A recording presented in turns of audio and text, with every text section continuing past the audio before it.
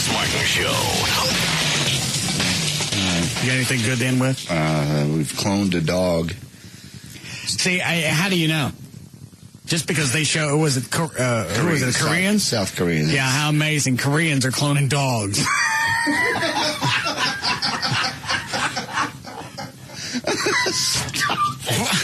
Stop that. It's true. Quit it. It is. Oh, well, I know. But and plus, how do you know it's really a clone? Hey, look, we made this. Well, I don't know that. You could have run down to the before they eat him and got a nice snapshot. I'm not kidding. I know. It's just funny. Of all the people on this planet, the first one to clone a dog are the Koreans. Hey, Max, where you been? The last time we talked to you, you were supposed to come through Texas, kind of vanished, and we haven't heard from you since. Man, I've been staying busy. You know what I mean? I've been being a whore, to be honest with you. Mm-hmm. Yeah, somebody called yesterday and said you're doing Target spots. Is that you? Hey, my face was not seen in that commercial. I have no idea what you're talking about. Is that you singing it? You singing Target spots? Who is this? Who is this? How's your mom? Mom is doing great. She had a birthday Sunday. What'd you get her? Took her out to Ruth Chris, man. We had some big ass steaks, ran up a tab. It's hard to buy her anything, man. I gave her about 3 years ago, I gave her a big old $50,000 check, right? You know what Russ gave his mother for her birthday that was this weekend? $300 gift certificate to Macy's, and she got to toke on a hookah. Dude, what's wrong? You don't like your mom? What's wrong with her gift certificate? A $300? Excuse me. I didn't have a platinum album come out. But you got 9 Batmobiles. I only have 2. Dude, you're rich. I don't... You're rich, man. I'm done with this conversation. All right. I see the rest of this conversation costing me a lot of money. Look at that. Now he's complaining about his long distance bill. Yeah, hey, Russ, would you like me to call you back? What a dick.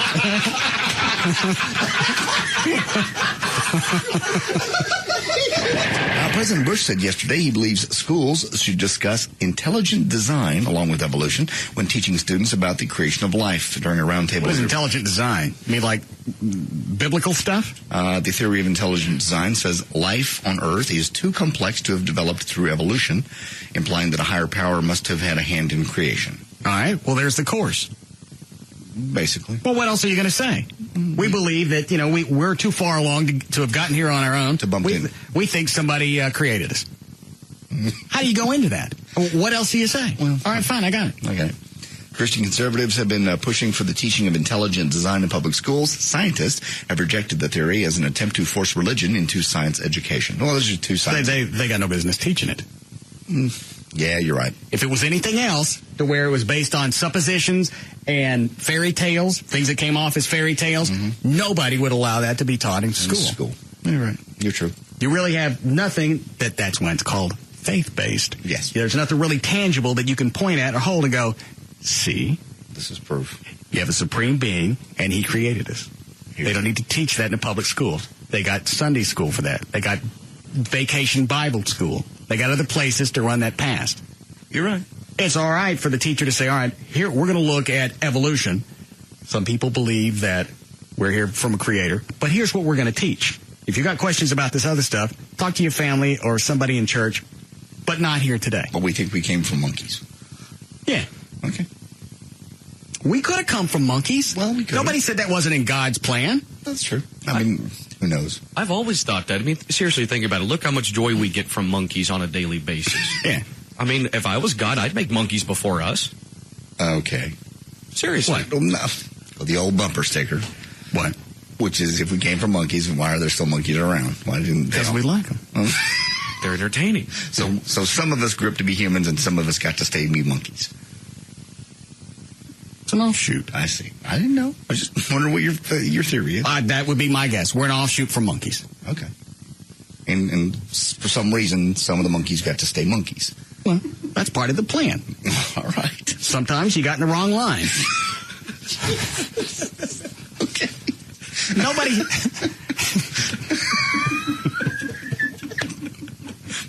perfect sense. The Russ Martin Show.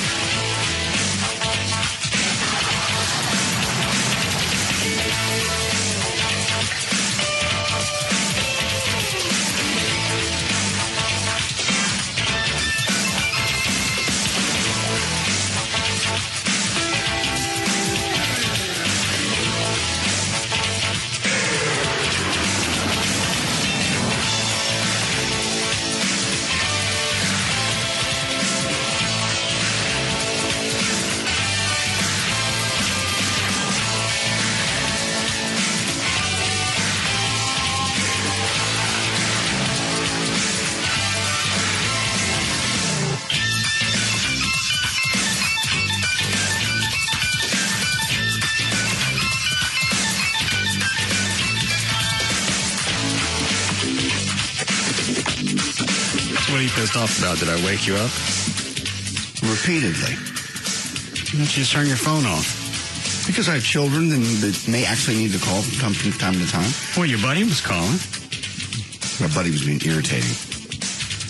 Your buddy was trying to bond. All night. Only called a couple of times. If it was important, it was an emergency. Trey would have called. It was near you. If it's an emergency, I'm going to call. You're not going to call. You have people for that.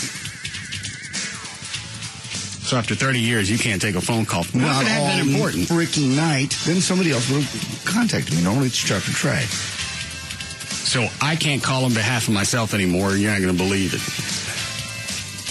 Yeah. Anyway, after you called, you left a message. I checked the first one. I knew what you were doing. I'm not going to sit there and pick up and give you the satisfaction of knowing that you're irritating the living crap out of me. First of all, Yes. what time is this? I don't know. Maybe you went to bed about 11:45, so it was after 12. Drinking? You're a funny guy. Is that rhetorical? Well, I know the flask was emptied last night, and I didn't really have that much of it, but I didn't know if maybe we had broken our ban and had booze at the house.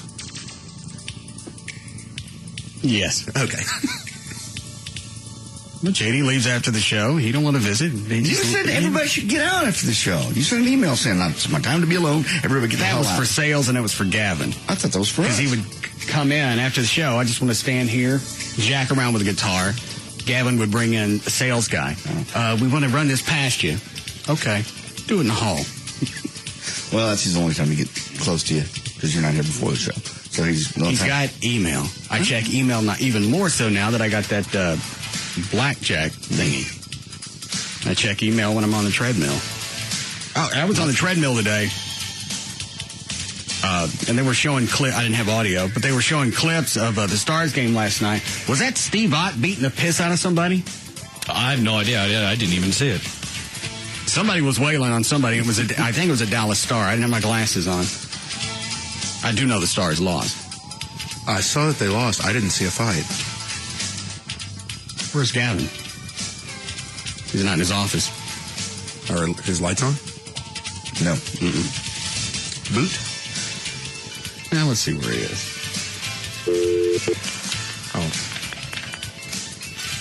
He mentioned he had a meeting over at FitU at 2:30. Oh.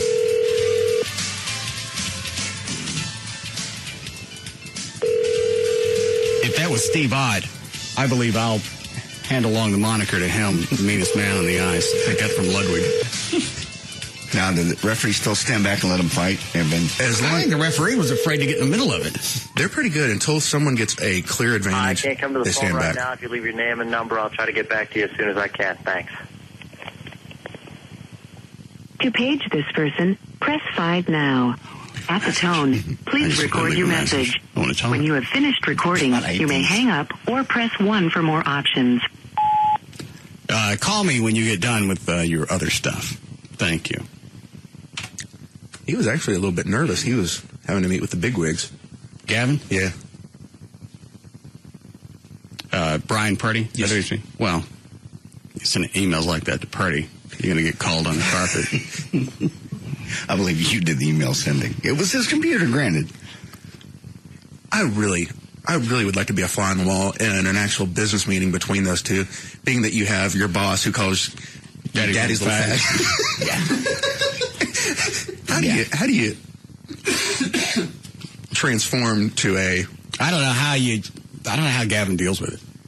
With the grief he gets from us, that's why I don't give him a whole lot off the air, because I know off the air, Brian Purdy's got that nailed. And there's really no place for Gavin to go.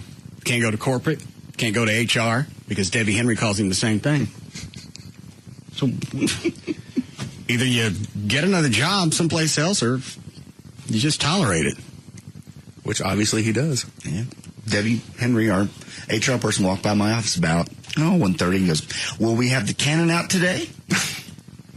No, I don't think so. Was that a warning? Or? No, she just wants to know what's going to be on the big show. Oh. I was trying to go over some of that with you last night. You wouldn't answer your phone. You weren't trying to go over with anything with me. You were trying to irritate the crap out of me. What do you mean hanging out after the show? You get in here, you play the same damn riffs you do during the breaks after all day long. If somebody walks in here, you ignore them. You play louder. What? God, you're a big crotchety old man. Not a crotchety old man. It's just noise. We don't hang out. Ever since you stopped drinking 3 years ago, we don't do anything. That's exactly correct. No, it's not. Not at all. Didn't JD used to hang out with us? Absolutely. After the show, but now you play guitar. Not just after the show. night. On the weekends, we'd make plans. We'd go places, topless bars. Let's go this weekend. I got Joy's kids. I can't. They're kid. Bring him. To a topless bar. That'll work. Well, I'm sure he's seen these. Probably. I don't believe they let 9-year-olds in topless bars. We'll get him some lifts. No. Put a mustache on him. No. No. We Give get him him a pipe. Yeah. No. Get him a fake ID. His name is Julio.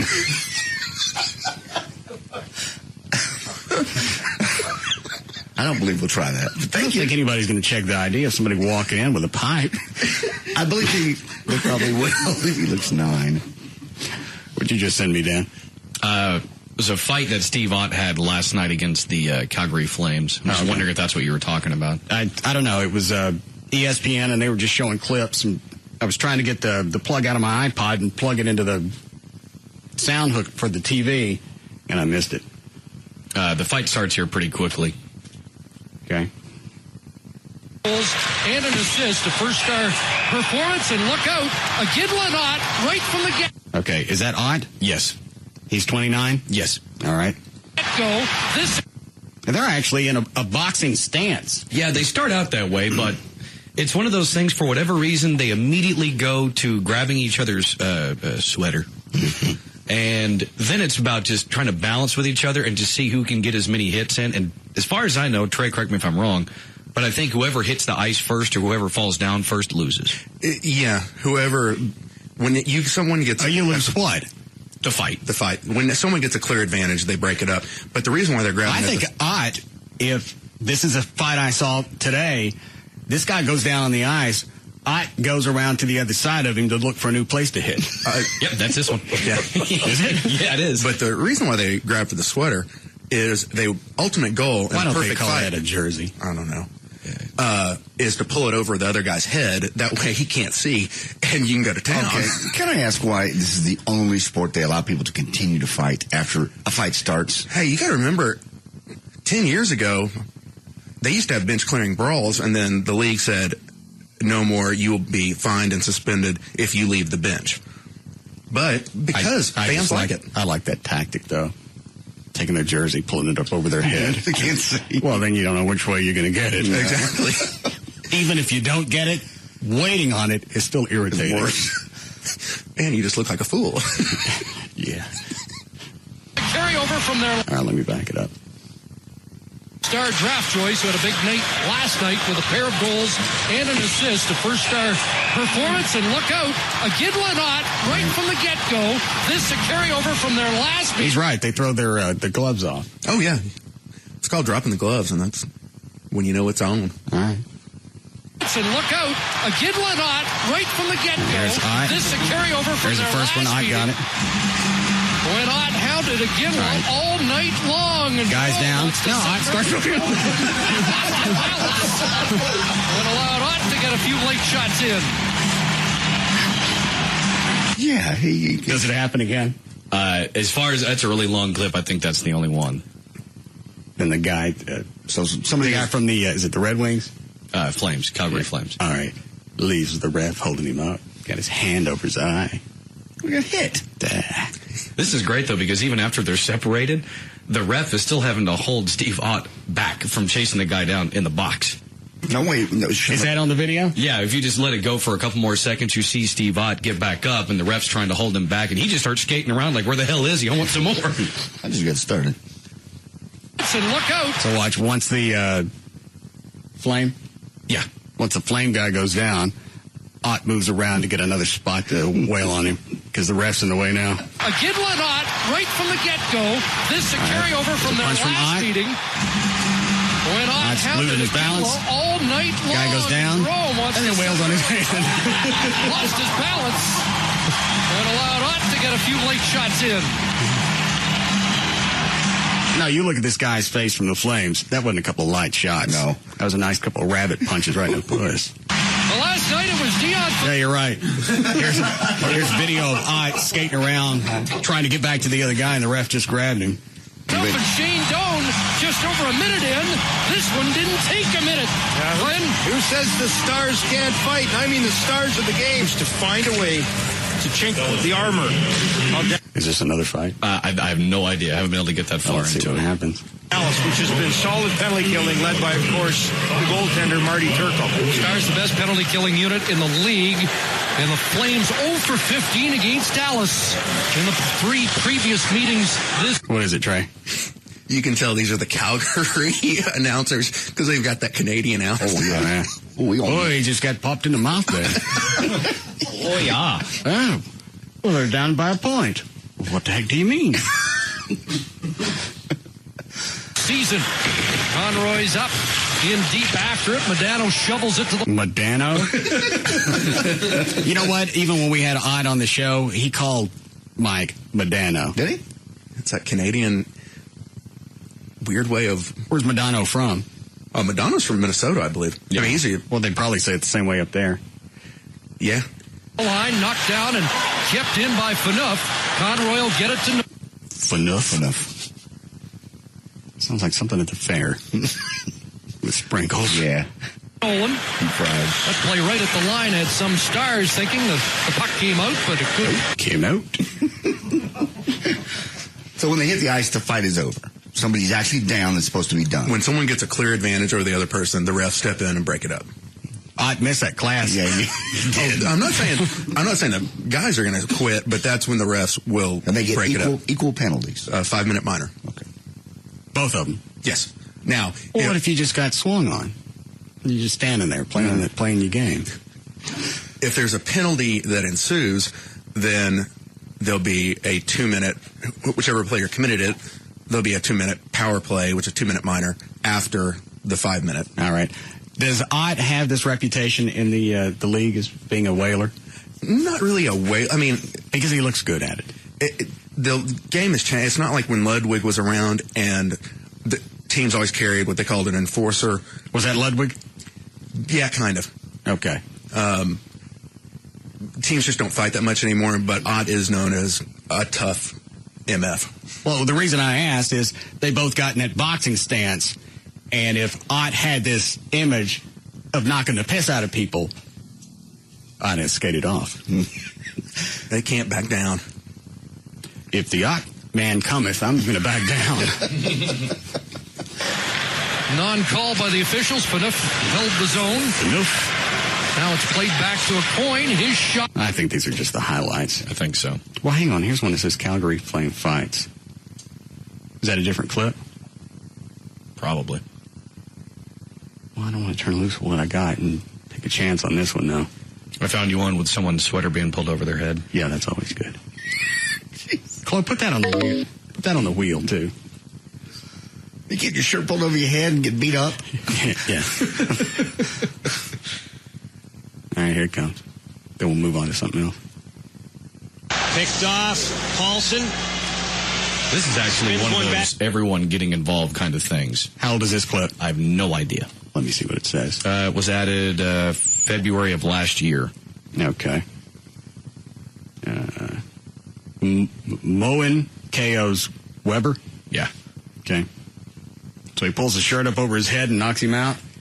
Yeah, he starts to, and then he should do that in boxing. Let him wear shirts. Yeah, loose shirts. I wonder if that's why they don't have shirts in boxing, because you know what's going to happen. I think with the big gloves, it'd be kind of hard to pull it anyway. Into the neutral zone.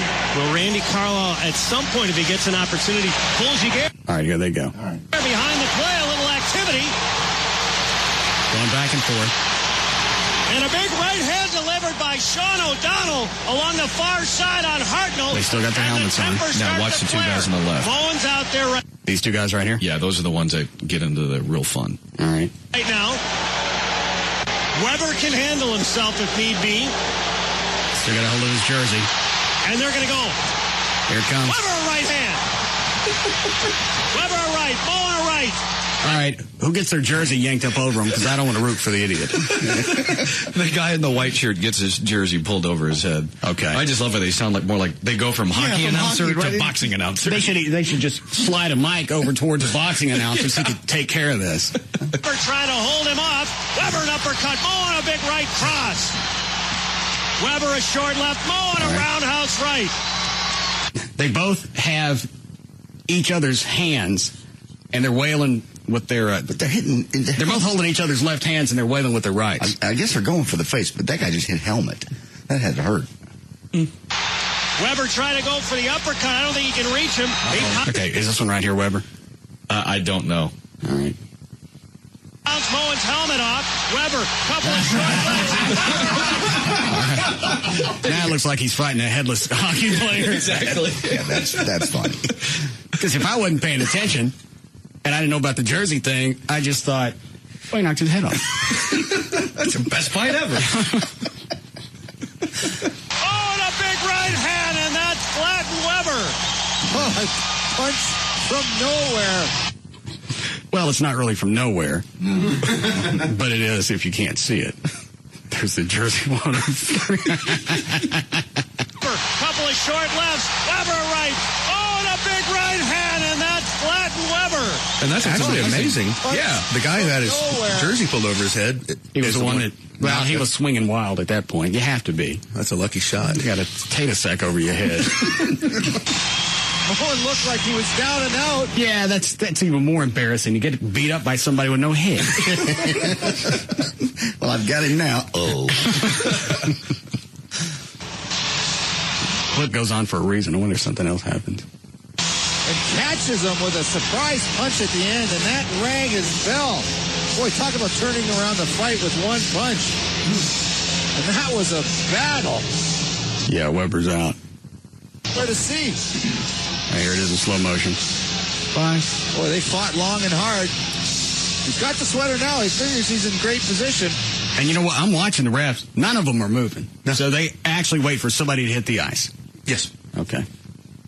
Now, how long's that rule been in effect? Because I thought for a while they tried to take all the fights out of this.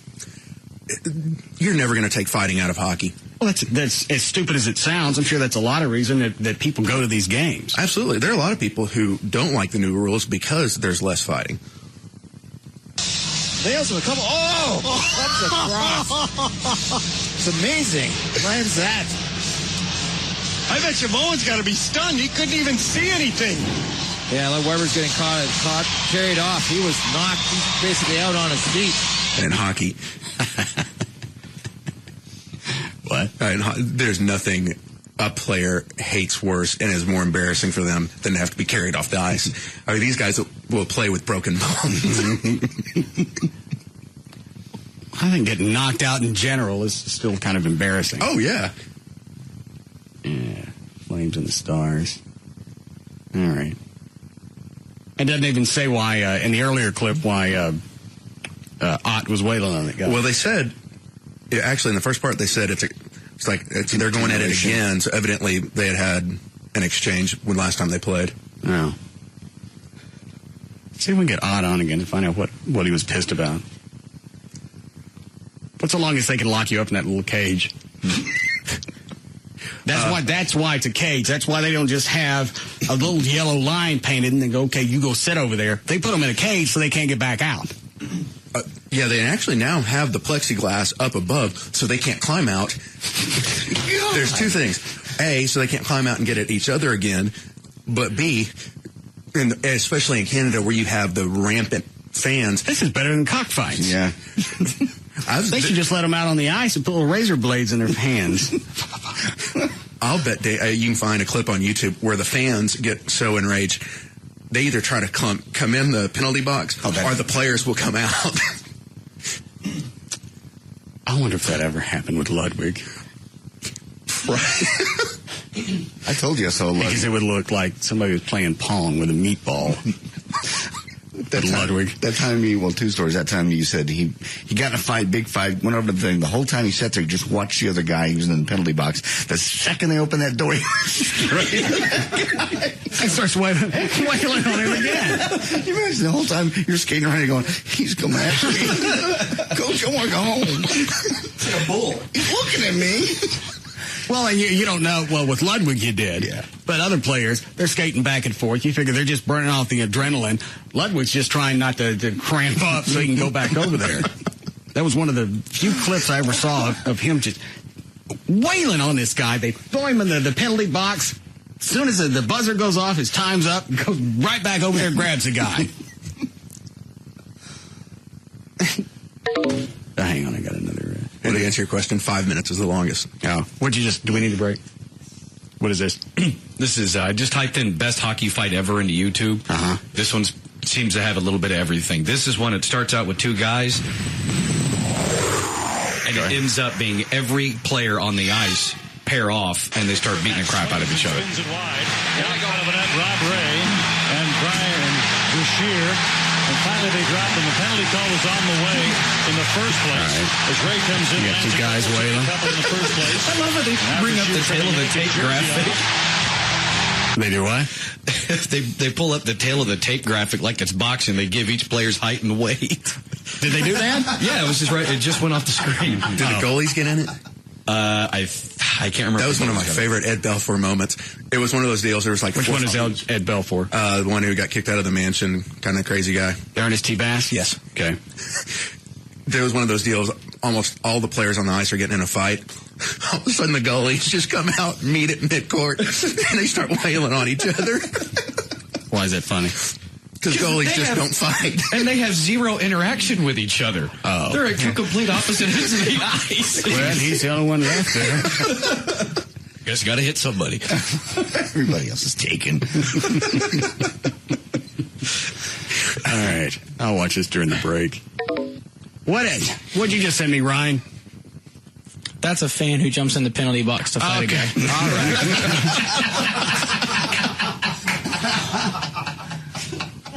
Let's see if this one loads.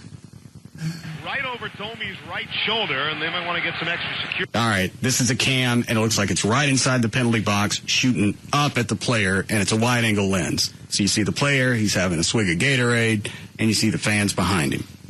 Dirty down there by the visiting penalty box. Oh, he's still going after him. Uh-oh, he gets. And here's a player reaching in. And now the guy's going, oh, wow, that's not a good thing. And the hockey player pulls him in. How drunk you gotta be to go after a guy that just got put in a box for fighting? Well, especially hockey. I know. And he's loaded down with protective equipment. The most this guy's got is a cup of beer. This guy will take him back out on the ice and finish a game with him. Look what I got for a stick there. And a free beer. Whoa! I tell you, that's not a good thing. We're seconds away from this getting out of hand. He's in the penalty box. Oh, this isn't good. Well, this works out for me because I can beat the piss out of him and I ain't got to leave.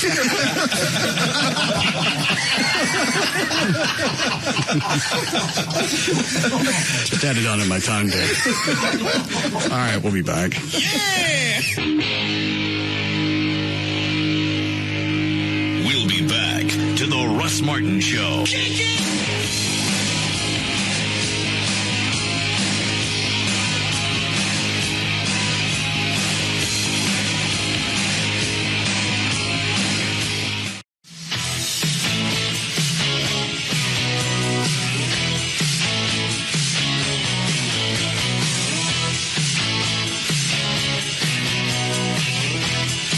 Now, back to the Russ Martin Show.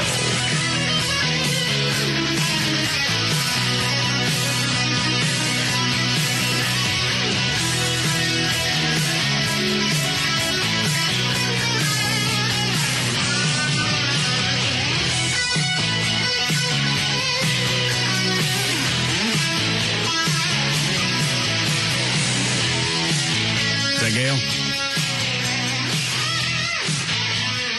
Who's on the other line? That's Steve Ott. That's going to be a thing. Hang on for a second. Or we can go now. Yeah.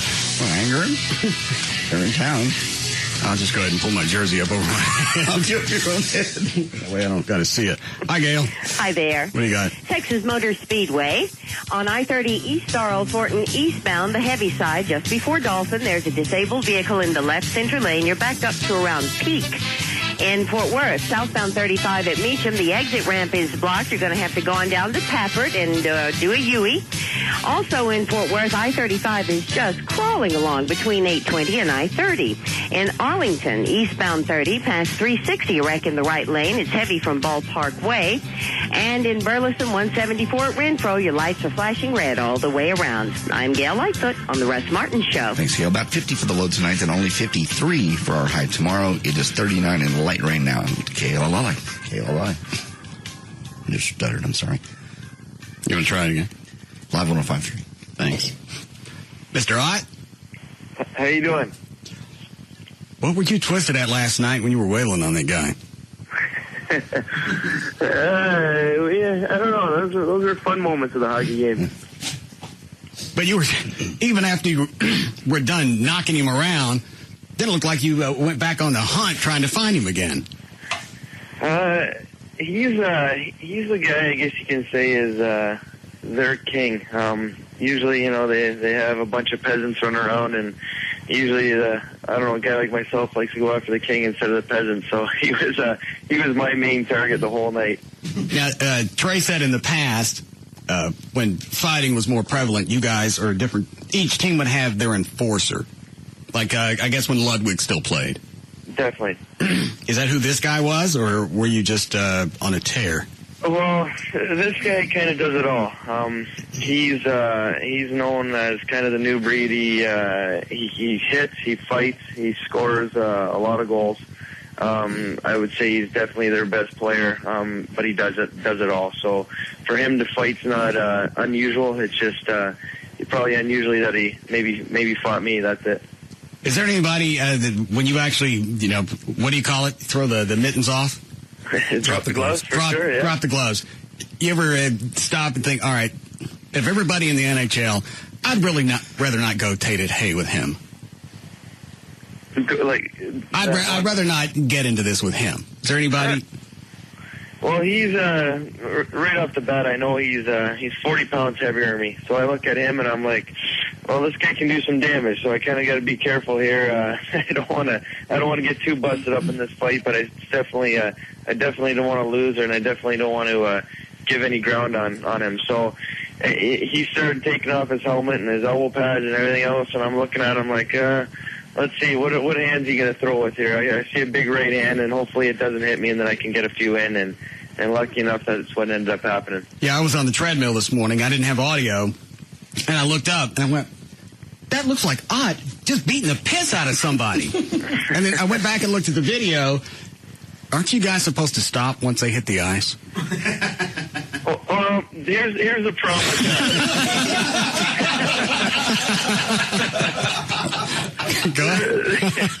There is a small code. Usually when the guy does hit the ice, you do stop. But when a guy keeps telling you you're 180 pounds and you're not tough enough to fight him and he's going to beat you up all the time, and when you get a chance to give him a licking, I guess you do the keep on ticking. And that's where I told him afterwards, I'm like, how'd that 180-pound taste? Oh, you talked to him afterwards? Yeah, we talked a lot, actually. After every face-off, Dot, I think we played the whole night against each other, so we talked and had some nice things to say the whole night. What do you guys normally throw out at each other? You know what? It's funny. It's from anywhere. It gets anywhere personal, but it gets. He was a little upset from me punching him and cutting him on the ice, like you said, a little bit late after the fight, and I just said, sorry, buds, I'm just not going to let you get up. I'm just going to keep you down. So it was kind of nothing too big, but enough to make us both smile. Yeah, I saw him go down on the ice, and then the ref got in the way, so you moved around to find a better spot to start wailing on him. And it looked like you got another 3 or 4 shots in before the refs got in there. Well, yeah, I know I connected one pretty hard, actually, right when he was kind of on the way down. I kind of threw an uppercut in there and cut his eye a little bit. And, just lucky enough for me not to be able to give more than I received. Hold on a second. What's the email, Dan? Email Gavin? Oh, I'm sorry. I had it right in front of me. Someone emailed then when we were talking about the hockey fight, saying that they saw Gavin when Steve Ott was fighting the guy last night, and a couple of guys had to hold Gavin back from trying to go onto the ice. I seen a guy running up to the glass and pound on it, but I wasn't sure who it was. That turned out well. What is Gavin really, how does he think this is going to play out, even if he gets out on the ice? Because somebody's going to take him out long before he gets to wherever Steve is. Yeah. You know what? I remember this guy, actually. This is going back a few years now. He jumped over the glass and thought it would be a good idea to kind of do the streaking thing on the ice. But he ended up getting over the glass, and he slipped and knocked himself out cold. And they ended up stretching him off. And that's a true story. You can YouTube that. It's pretty funny. And then we stumped his ass. Have you ever been into the penalty box for whatever reason, and one of the fans tried to crawl in? No, I haven't had that happen to me yet. There's always about a 3-inch gap for some reason in the penalty box, and on the road, every time I go in there, I get it pretty hard. And that's one thing that always happens to me, but nobody's ever got in there to fight me. Now, how long have you been with the Stars? 2000? I was drafted in 2000, yeah, so it's about, I started playing 2 years later, so about 2002, about 5 years now. Is that a long time to be with one team? Generally speaking, yes. A lot of guys, it depends. You know, you get a few guys that are on one team for, their whole career, or a guy like Brendan Morrow, he's at his, I think, probably 8th, 9th year, or a guy like Mike Bonanno that spends his whole career. But so far, I guess you could say, usually you guys get moved around every few years, and lucky enough, I've been able to stay here in the Big D. Now, do you have a home down here and also one up north, or is this just it down here?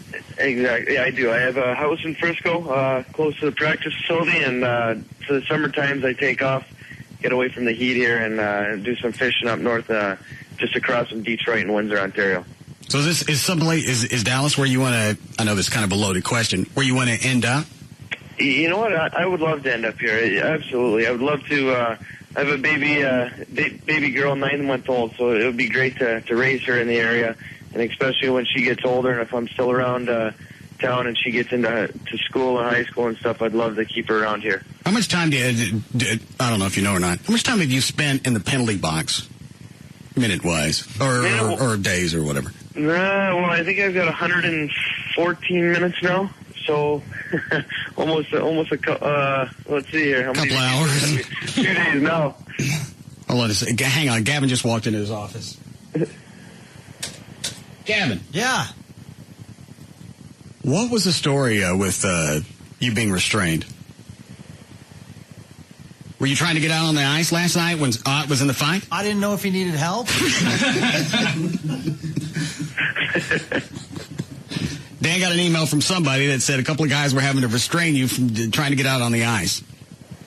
And Ott even mentioned he heard someone banging on the glass that sounded like that. You know, it's one of those things, I don't know what it is. Maybe Steve can answer this question. When you play teams like Calgary, Edmonton, they're just rough teams, it seems. Absolutely. Any help?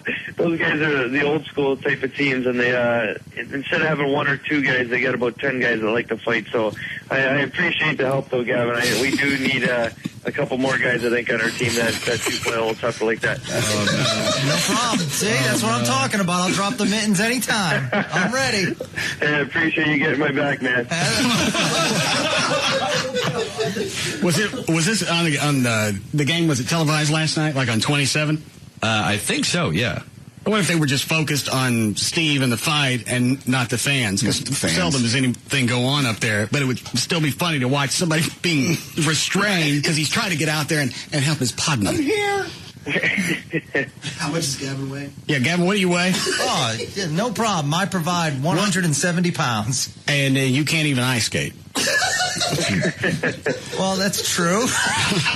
I'd have to be helped out there, but once I got out there, I'd be okay. I'm too big of a pussy to play any sport, but especially a sport where you can get your ass beat. And you have to take it. There's no backing down. Yeah, have you ever had anybody back down from you, Steve? Every once in a while. I mean, I asked the guy last night. After that, I kind of collided with the guy, and he came after me and kind of asked me to fight. And I was like, "Let's go, let's do it. I'd love to." And kind of obliged him and chased around a little bit, and he didn't want anything to do with it. So I guess in essence, every once in a while, you get a guy that backs away or doesn't like to do that kind of stuff, or get sucked in. But I guess once the gloves are off, then you're almost committed. Oh yeah, usually are, and unless you're hiding behind the ref. But to be honest with you, I'm not the most intimidating in stature, so I guess I'm not really scaring anybody out there. But I definitely don't mind doing it. Were you going to ask something, Trey? Yeah, I don't know. Do you guys normally kind of ask each other first before a fight, or do you just go at it? It all depends. I mean, in that case last night, I kind of asked him. It was kind of stemming over from last game. I asked him a few times in Calgary, and we didn't end up fighting. So right away, I asked him again, and he was, "Let's go!" right away. He's like, "Yeah." He started screaming. So he was ready to fight. In other cases, there's cheap hits on your teammates, guys hitting from behind or something like that, and you gotta go run over there and take care of business, and you don't ask the guy, you just give him no choice. So I didn't realize chivalry was different times of the game. I didn't realize you guys still work chivalry back into this. You skate by him, hey, like your ass beat there. Is it still the rule, like if someone hits your goalie, you go after him? Absolutely. If I guarantee if anybody even ever touched Turk or Smith, in Smith's case, I think Smith would probably beat the guy up himself, but in Turk's case, somebody would be grabbing him a heartbeat. What is it, Dan? I was just going to ask, do you remember your first hockey fight? My first hockey fight? You know what? It was when I was young in Canada. In AAA, I was probably 10 years old, maybe, that I got into it my first time with another guy. I remember there was probably a 5-on-5 line brawl at 10 years old, and it was just out of control, and everybody was just fighting, and that was probably my first time actually grabbing somebody and fighting with them. Now, when do they teach you that Jersey yank thing? Is that something when you're actually a kid, or is that just something you pick up on like masturbation? Definitely, I think it's something you pick up on. They put a fighting strap in now that you can't pull your jersey over the back of your head anymore because they didn't want guys getting hurt or getting caught in vulnerable positions. So they put this new strap in there that ties down your jersey now. So it's kind of a little bit tougher to do that now. Oh. They don't want people getting hurt. Well, why don't they just, stop fighting? I mean, make it the second one's thrown, that's it. They could put in a new rule. In European hockey, they have no fighting rule. If you fight, you get suspended for a game. You fight again, you get suspended for a couple more games. So that definitely determines guys from fighting. It's obviously it's one of the draws. I used to have Ludwig on the radio show about 9-10 years ago. Never watched hockey. Couldn't give a rat's ass less. I watched a few times just because I knew him, and I'd watch him knock somebody out, and then sit in the penalty box for a few minutes. And as soon as he got out, he'd go find a guy again and knock him out again. It's like he had no interest in playing. It was just the entire game was about vengeance. About toughness, absolutely. And you know what?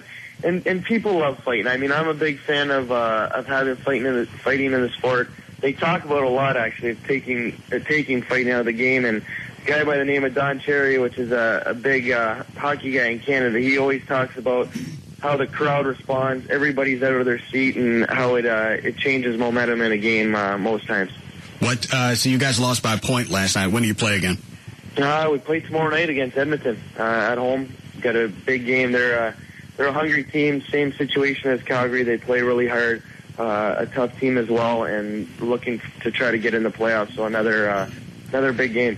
Well, what are you guys rated now? Second in the NHL? Yes, we're second in the Western Conference, yes. Is there anybody that we need to watch for tomorrow night that you got hard on for? Not really anybody out there. I like to go pretty hard on that guy. He's not a guy that hits back or nothing, but I just want to make sure he is engaged in the game, and I want to go against him heads up. Hang on. Which guy did you say? Alice Hemsky is his name. Okay. All right.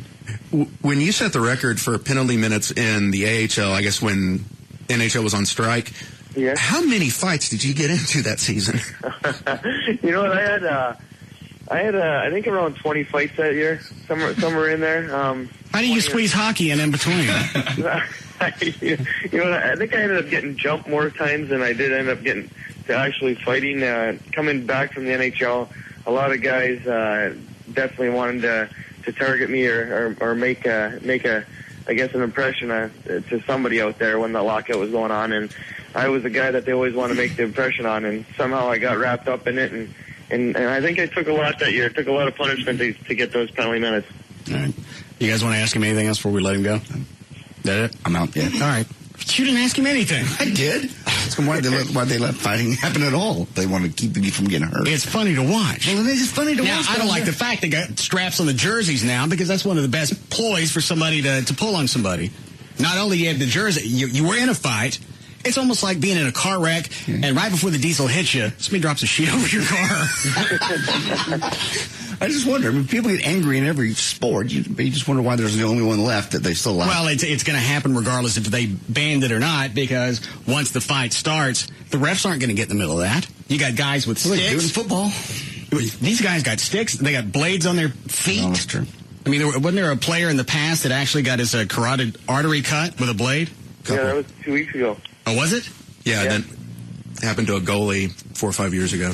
Yeah, Clint Malarchuk, and then it happened, Richard Zednik about a couple weeks ago, just took a skate in the neck as well. Have they talked about wearing any type of protection around your neck?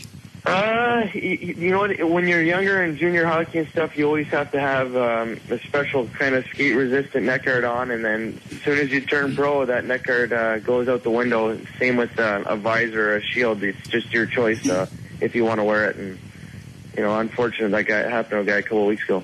Okay. All right. Well, good luck tomorrow night. Yeah, appreciate it, guys. Yeah, you guys playing at home? Yes, we are. All right. Well, obviously, Gavin will be there in case you throw down. Right on. I appreciate it. All right. Thank you, sir. Hey, thanks, guys, as always. All right. Steve Ott. Gavin? Yeah. You fool. I'm there, man. He needs me. I almost got into it with some Calgary fans as well last night. How? You just don't come on my turf and talk trash. It's as simple as that. Is hockey not like any other sport where one side is one team, the other side's the other? Or they mingle? Like you could actually sit next to one of the opponents? Oh, yeah. I mean, lately I've sat next to a Calgary fan, and then this Detroit guy last week, he's pointing to the players and saying, go there, like they can hear you, like you're a part of the team. What an idiot. You know what I'm saying? Stupid. But you're ready to throw down the mittens and go out on the ice. I am ready. This is great. That gives a whole new meaning to taking one for the team. Well, I get getting into the game, but to jump up and think you're going to run down on the ice and say, first of all, save Steve Ott, because he really had the thing under control. And plus, it's one thing for Gavin to jump up from his seat and run full speed ahead into some nice plexiglass. Was that you ramming into the plexiglass? I didn't know how to get over it. It's slippery. I couldn't get over it. That's funny. See, I wonder if he'd have been so quick to try to go down and help Steve Ott if there was no barrier, if they could actually pull him onto the ice. Well, if you had to have somebody hold him, restrain him to keep him from going down there, yeah. If you hadn't had anybody to hold him and there wasn't any plexiglass, Gavin would have been on the ice. He'd have been dead. He can't skate. I know, but it's exciting. It's like when I did that charity game against the Dallas Fire Department. I tried to throw at some of the guys, but no one wanted to drop their gloves. You know, it's just, I've always wanted to do it. It'd be fun. You want to go to a hockey game and get the piss knocked out of you? Well, no, I know, but I mean, you got. How about if we save you a drive? No, I mean, if we both want to wear gloves, then yeah, we'll go at it. Okay. Are you going tomorrow night? Oh, yeah. It's going to be awesome. Was last night even more tense because the Stars were losing and lost? Yes. Yeah, it was tough. No, that's too bad. I mean, you're going to lose games throughout the season, but it was just the way they lost was real tough. Okay. All right. Well, thanks for the help. You're welcome. Okay. How are we doing, Clint? No. What's funny is you're still dealing with a sport and players who really bitch about the fact they have to wear a helmet. They don't like wearing the protective gear? Oh, no.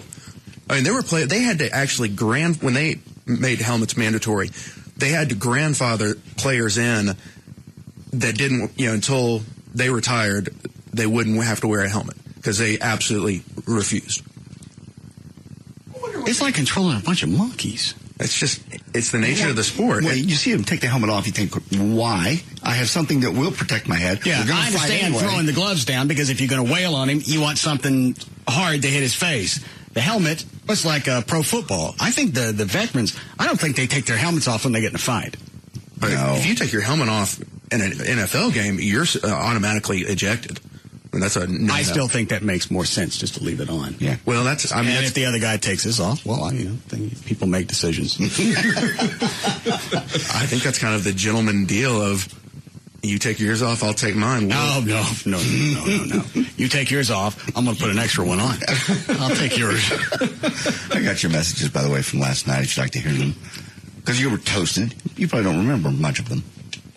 It was only a couple of times. It was 3 times. Irritating. Why do you do that? It's after midnight. You and I don't hang out. We don't do anything on the weekends. We don't do anything. Irritating me is the way to get back at me? I didn't know you weren't going to answer the phone. It was after 12 o'clock. Do we have time for this clip? No. How many are here? 3. I'll play the first one. Buddy, you ain't hanging out after the show no more. You hear me practice on my axe. So I call you. Yeah. I thought, well, that's funny. Okay, I'll save that for tomorrow. Then the phone rings about 15 minutes later. Then the phone rings again about 10 minutes later. What did you ask, Clint? Just play it again. I didn't understood what the last word was. Buddy, you ain't hanging out after the show no more. You hear me practice on my axe. So I call you.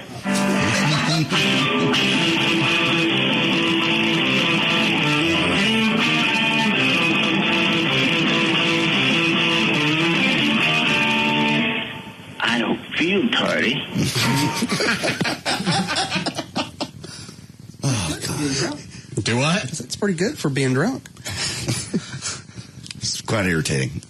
And then I don't know. Then I don't really sleep well because I don't know if you're going to do it all night. Why don't you just turn the phone off? Because I have kids, and if there may be an emergency, they may have to call me.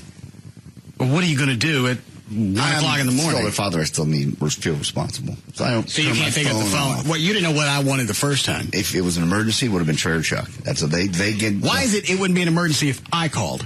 Because you never call me. Then it would be an emergency. No, at that time of night, I know you're drunk. I can still have an emergency, especially if I'm drunk. No. Buddy, you ain't hanging out after the show no more. You hear me practice on my axe. So I call you.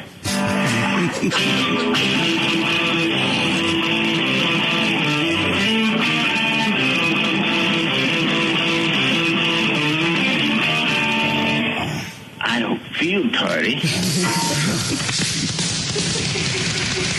All right, we'll be back.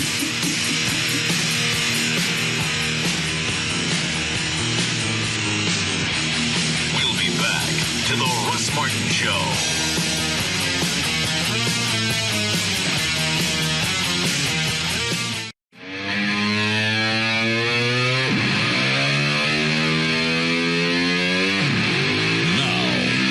To the Russ Martin Show.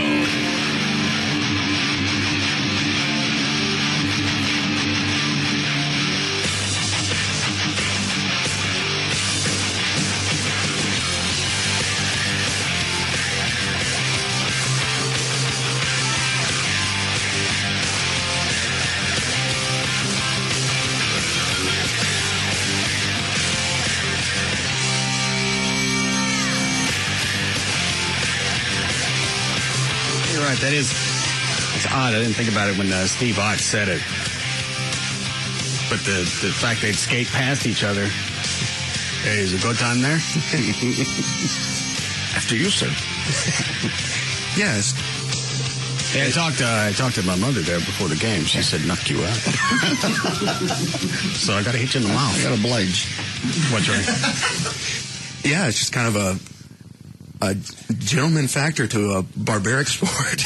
Yeah, it's just a place where you wouldn't really think they would be chivalrous. Yeah. Chuck and I were talking. The one thing you got that you really should hang on to is your helmet. And I guess that means it's freaking on. I've taken the helmet off. The one place I want to stay conscious, used to have a cover. I wonder if the other guy takes his helmet off and you don't, but you still want to fight, you're a puss. I'm going to guess that's probably the case. I mean, truth of the matter is, like I said, this is a sport where they had to talk him into wearing helmets. Yeah. Well, again, that if there was any change, it ought to be that. The minute a helmet comes off, fight's over. No. Yes.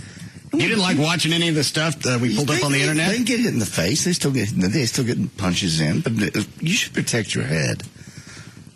It's a fight. The minute the helmet comes off, it's a fight. I know it's a fight, but it's odd because it is a fight. But there are very specific rules. They don't wear headgear in boxing. No, they do. They wear those little protective things around their skull. That's during training. Yeah, amateur. Well, that's the idea. That whole sport is to beat the hell out of each other. So if you want to do that, knock yourself out. The idea of this sport is to put a little black thing into a net. No. Yeah. Wow. I told you, sports guy. That ain't what I'm saying. Wow, about.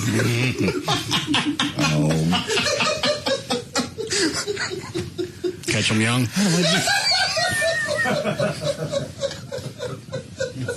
How do I do this? I don't know. How? But it's a God-given talent. How do I do this? Wow. Everybody in the room got it before I did. It came out of my mouth. I don't think it got back to Chuck yet. Yeah. Chuck's just showing disappointment. You know?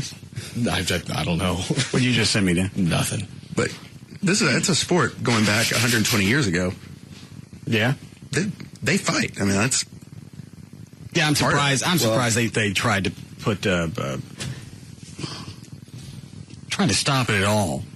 But wasn't that part of their big push as far as PR and getting more people back to the game a couple of years ago? Is we were going to cut back on the fights. We were going to change some of the dynamics of the game. It would move faster. Make it play faster, yeah. That's what Gavin said anyway. Yeah, make the rink bigger, net smaller. Goalies can't wear as much gear. But because I can't follow the game, I want to see somebody get knocked out. Yeah, there are a lot of people. Gary Bettman, who's a commissioner of the NHL, there are a lot of people who question some of his decisions. And I think what's attendance like? Is it up, down, status quo? Down. Yeah. Okay.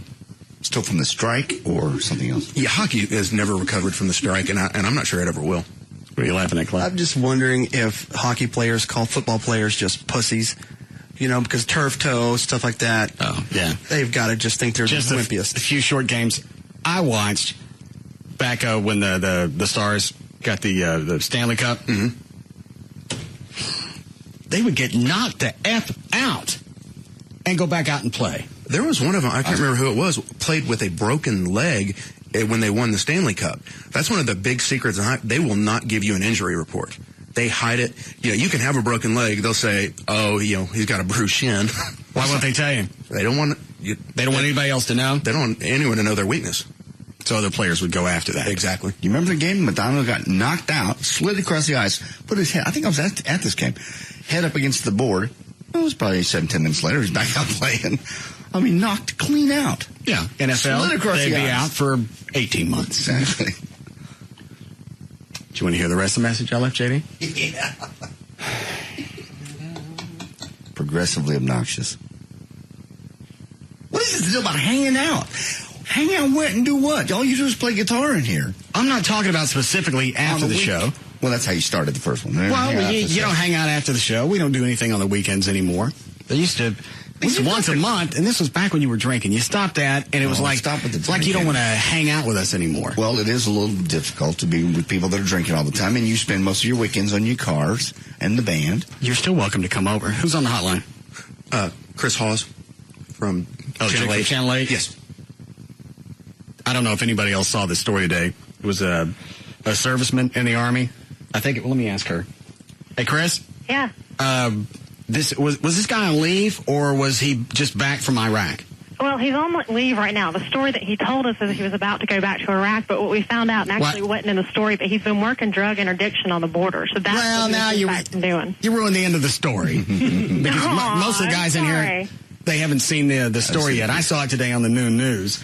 You've got a serviceman who was stopped. Was it Fort Worth? That's correct. Stopped in Fort Worth. All right. Did he in uniform? Did he have his uniform on, Chris? When he was stopped? Yeah, he did. All right. The first time. Why did they say they stopped him the first time? Well, the first time when we went out to talk to him, we didn't hear from them originally why they stopped him. He told us he thought it was because he was in a really nice car. What was he driving? So he felt he was being profiled.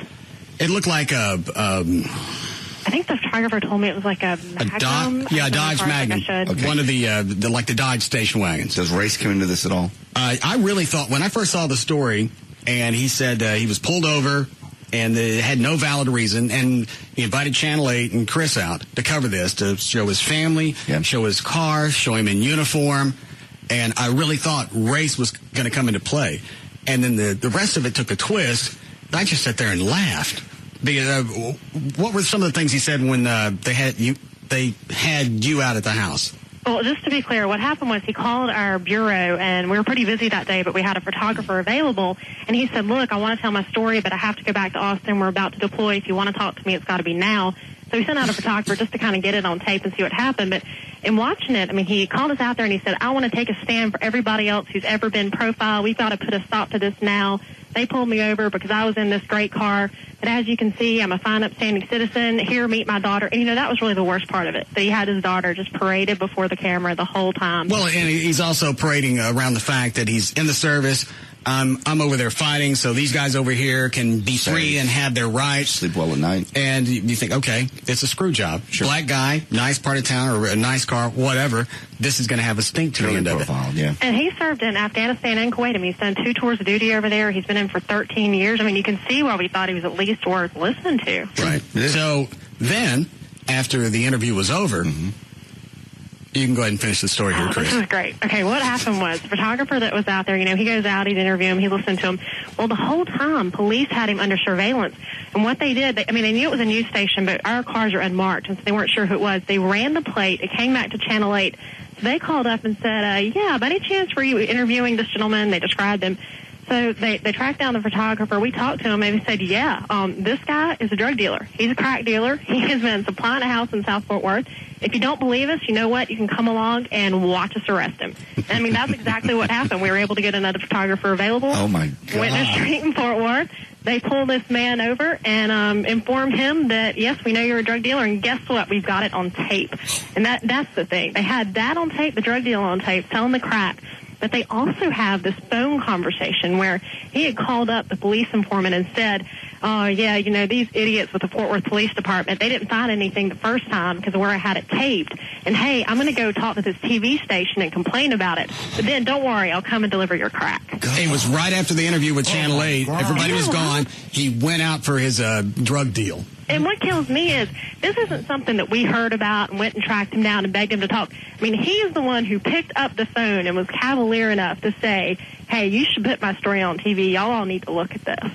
What did he say after he was arrested? You guys talked to him. Oh, I wish we could have talked to him. That's the thing. We tried to. Yeah, we found it out. We went to his house. Nobody's there. We called. No luck. And I actually emailed his attorney just to see if she had anything to add, and she said that she was taken in by a professional con man and now wished that she hadn't been in the story. And I thought, well, maybe you should have thought about that before you got on TV and called for the officer's head. I'm curious what he thought this was going to accomplish. Why? Having Channel 8 out there, any news outlet, to bring more attention to yourself, unless he thought, all right, the police are going to see this. Yeah. They're going to see the news. They're going to know that whatever they think they got on me, they don't. Otherwise, why would I go to the media? But I don't think he's that smart. I just think he wanted to grandstand. Oh, he was obviously grandstanding because when the photographer got out to his house, he put his uniform on, and it's like Chris said, he's parading everything around. His house, his child, his wife. I'm just a normal guy fighting for my country. Selling meth. By the way, would you like some crack? While you're here.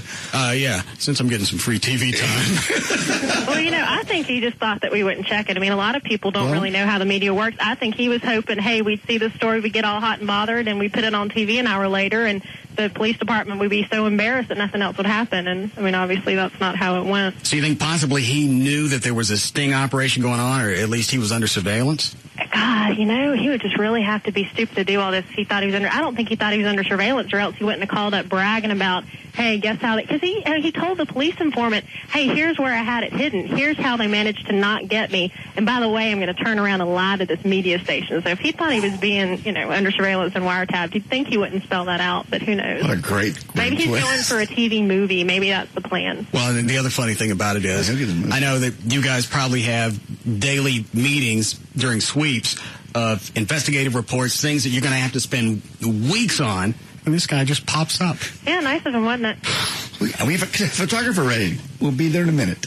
That's odd. What is it, Trey? Was he actually, or is he currently actually active duty, or was that a ruse as well? Well, what we understand, and honestly, when we realized all within the same day that the police had pretty good evidence he was a drug dealer, we didn't go a whole lot further beyond looking at his papers and his ID to make sure he was actually in the National Guard. But what we understand is that he's been going down to the border to work drug interdiction, but that his unit was about to be deployed back to Iraq. Now, hold on. I didn't go to in our story, we actually didn't, we included that he was a staff sergeant in the National Guard, but we didn't include the rest because that hadn't been vetted. Now, when you say drug interdictions, you mean he's going down counseling people who are hooked on stuff?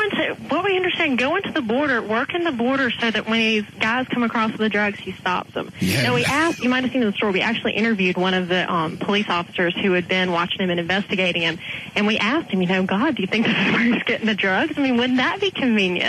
But they said that no, right now they don't think that his job with the National Guard was connected to it, other than perhaps being a pretty good cover in terms of people not suspecting it, but they don't think he was getting it that way. They think he was getting it in Austin and then driving it down. I think they said once a month, but driving it down, and each time it was about $10,000 worth of crack. But it still makes sense. I mean, if you're going to sell it, you might as well cut your overhead and go down to the border and get it for free. Get the source, yeah. Are you working on anything else? Anybody else drop anything in your lap? No, we haven't had any more criminal National Guardsmen call up, but if they do, I'll be sure and let you know. Okay. Well, thank you, man, for the time. Thanks. Nice talking to you. All right. Have a good one. Chris Hawes from Channel 8. She's hot. Yes, she is. I saw her picture. Why wouldn't you just lay low? Unless you're just a nut and you say... Well, it's like she said, obviously he's cocky. Yeah. He gets stopped. They didn't find it where I had it taped up. All right. And I still don't know how they couldn't find it, because if he's already under surveillance and they pulled him over, you would already have the dogs with you. You think? A lot of times it's just air. I mean, it's like that officer that was convicted last week for murdering his girlfriend who was pregnant. He was out leading the search team at one point, just completely arrogant that I'm never going to get caught. Well, also, if they got near the body, he could direct them to another area. Oh, I never thought of that. Yeah. I've checked this area. We've already been over this. We need to go check in Mississippi. Yeah, I've already been in this area. That's never thought of that. What is this, Dan? Is this Chris Hawes' bio? Yeah. Chris Hawes joined WFAA as a general assignment reporter July of 06. Began a career in her hometown of Mobile, Alabama. She was a reporter with WKRG. From there, she went on to report in Michigan, Cincinnati, Tampa, before arriving in DFW. Spring Hill College with a Bachelor of Science. Unique experience of working as a deputy press secretary on a presidential campaign after college. She enjoys all the Metroplex has to offer. Enjoy exploring museums, restaurants, and running on the Katy Trail. Oh, that's bad news. Doesn't say anything about family time. No. And it's funny because you could pick up, she fights a southern accent because you can still hear it in some words. Oh, I didn't care about that. Oh, it sounds pretty. Who does she look like? Short blonde hair. She looks like somebody, and I can't come up with it right off. No, I'm with you. I can't place it either. Why don't you call her back, Trey, and thank her for the interview and see if she wants to go... what? Network. Network? You don't network. Yeah, I do. You never network. That's how we have the news people on all the time. Pissy Brett Shep. Yeah. Janet St. James. It's a dry hole. Of course it is. She's married. Well, this doesn't say anything. If she was married, it would be all over. This Chris Hawes chick would be all over her bio. I know, but you're engaged. And it doesn't say anything about spending time with her church or anything else disturbing. You're engaged and you have a date set for your wedding. Why would you care about networking? Because now's the time. No. Yes. You're done. You're locked in. You. Yes. No. It's like buying a car. It ain't yours until you sign for it.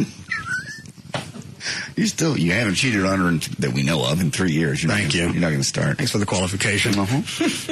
How we doing, Chloe? Break in 3. You going to say something, Trey? Yeah, she looked like a younger Rene Russo. Yeah, sort of. I was going to say Sandy Duncan, but nobody's going to get that one.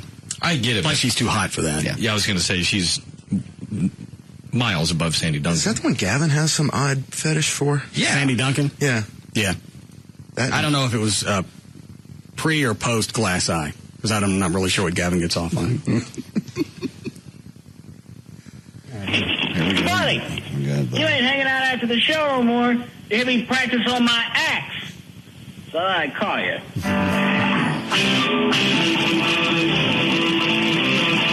You have no idea how irritating this is after midnight. I've already been asleep once. It's funny I got the idea to call you because Amy came into my office and said, "Why can't you practice at work?" Well, nobody will stay around me at work. Because you're in here. You're in here driving us nuts with the same chord over and over and over. You know the song? No. Hot feature.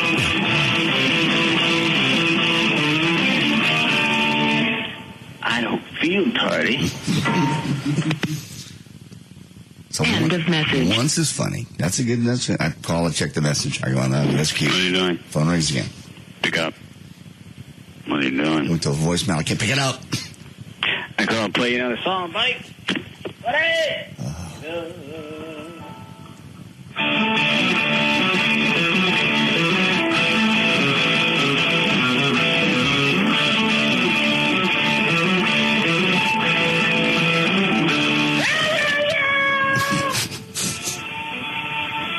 How was that? Sound good.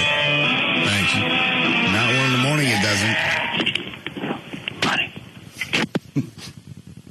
End of message.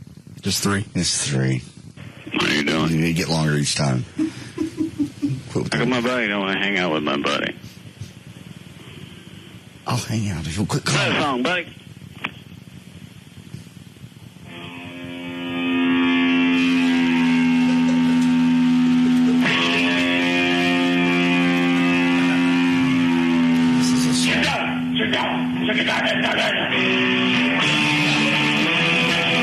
What? The hell was that? I didn't have the drums to lead me in. Oh. I didn't know the guitar part was it.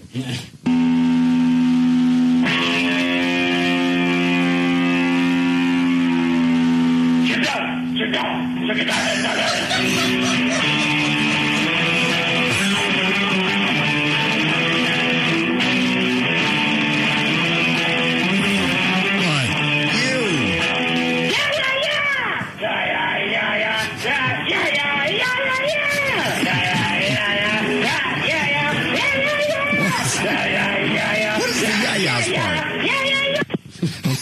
God. End of message. What's the yayas for? Is that something, another instrument supposed to be doing the yayas? Yeah. Oh. Just doing a combo. We do like a combo Iron Man / Scorpions. Then I don't go to sleep. And normally there's another guitar that comes in and goes, yeah. Sound like a retard singing karaoke. Yes. Then I wonder, how many more times is this going to happen? All night? Nah, I passed out. That's good news. You're getting to be a damn fine drunk guitar player, though. Thank you. Does it get easier when you get drunk? Like something you just kind of get into a rhythm. You're not as worried about screwing up. You probably should ask an expert. Oh, hey, Chloe, does it get easier when you get drunk? Or is Actually, there that area that you get easier and then it gets worse? It depends from guitar player to guitar player. On stage, if I'm a nice medium drunk, then I'm good. But if I'm too drunk, then I'm toast. I can't do anything. It's like anything else. There's that zone you hit. Yeah. Yeah, I had most of the. Was it Skinnerd? Yeah, you had it down. And some of my friends and rock stars and everybody, and it sounds like. What's a face? What is this having down? That all sounds like noise. Which one did you have down? First, second, or third? Which one sounded good? I think they all sounded pretty good. I mean, well, the last one, it was just. Then let him call you tonight. Flo will answer. Chloe will be drunk too. I'll answer back. I would love to hear that conversation between the two of you. That's what I want. What is that?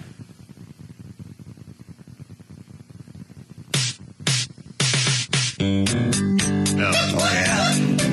Much better. Oh, God. How long before we need a break? Come on. About a minute.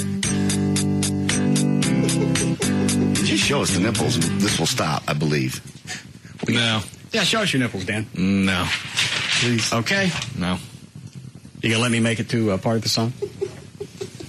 We got an email about Dan's nipples, too. Oh, good. Somebody says they might have missed. Was this to Dan's nipples? It's actually to you. I must have missed the original joke or bit, but why are you so obsessed with Dan's nipples now? That's a great question. And come to think of it, you've talked a lot about Trey and Gavin's nipples in the past. Are you a nipple man? Yeah. Are you really? But now I'm just focused on Dan's nipples because he doesn't wish it. I understand. We've seen him.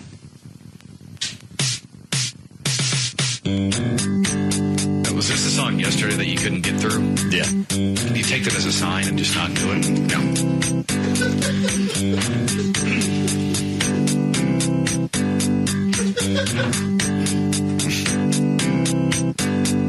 They healed the blind man and his blind cat.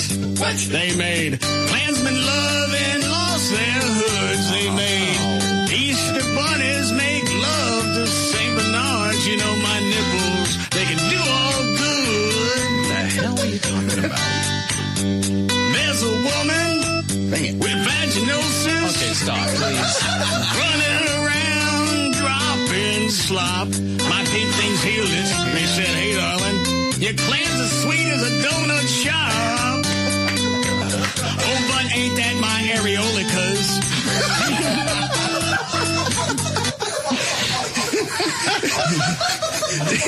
Dan's look of evil is now a look of a mixture of anger and disgust. Well, it's more of sour milk mixed in there somewhere. More of a look of what the F? And stop. I like the vaginosis. Well, nothing wrong with America. All right, I'll try it again when we come back. Great.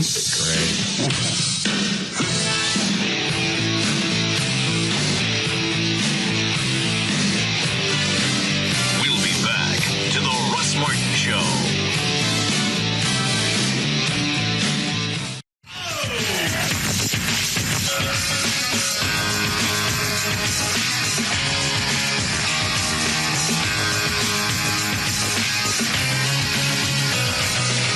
Now, back to the Russ Martin Show. You're unbelievable.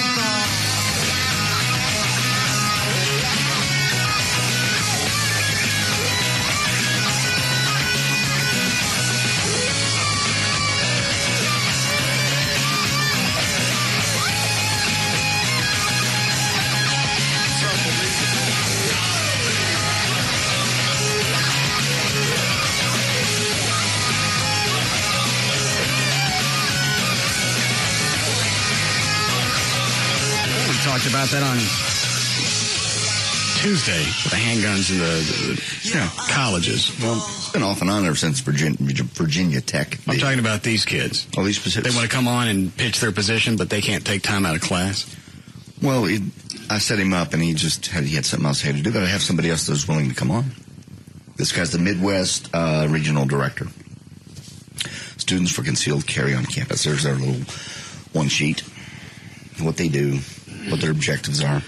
Students for Concealed Carry on Campus is a nonpartisan grassroots organization aimed at drawing attention to the fact that holders of concealed handgun licenses are forced by state laws and school policies to disarm before entering most college campuses, despite being legally permitted to carry concealed handguns virtually everywhere else. Office buildings, movie theaters, grocery stores, shopping malls, banks, etc. Well, the thing is, the college can do whatever they want.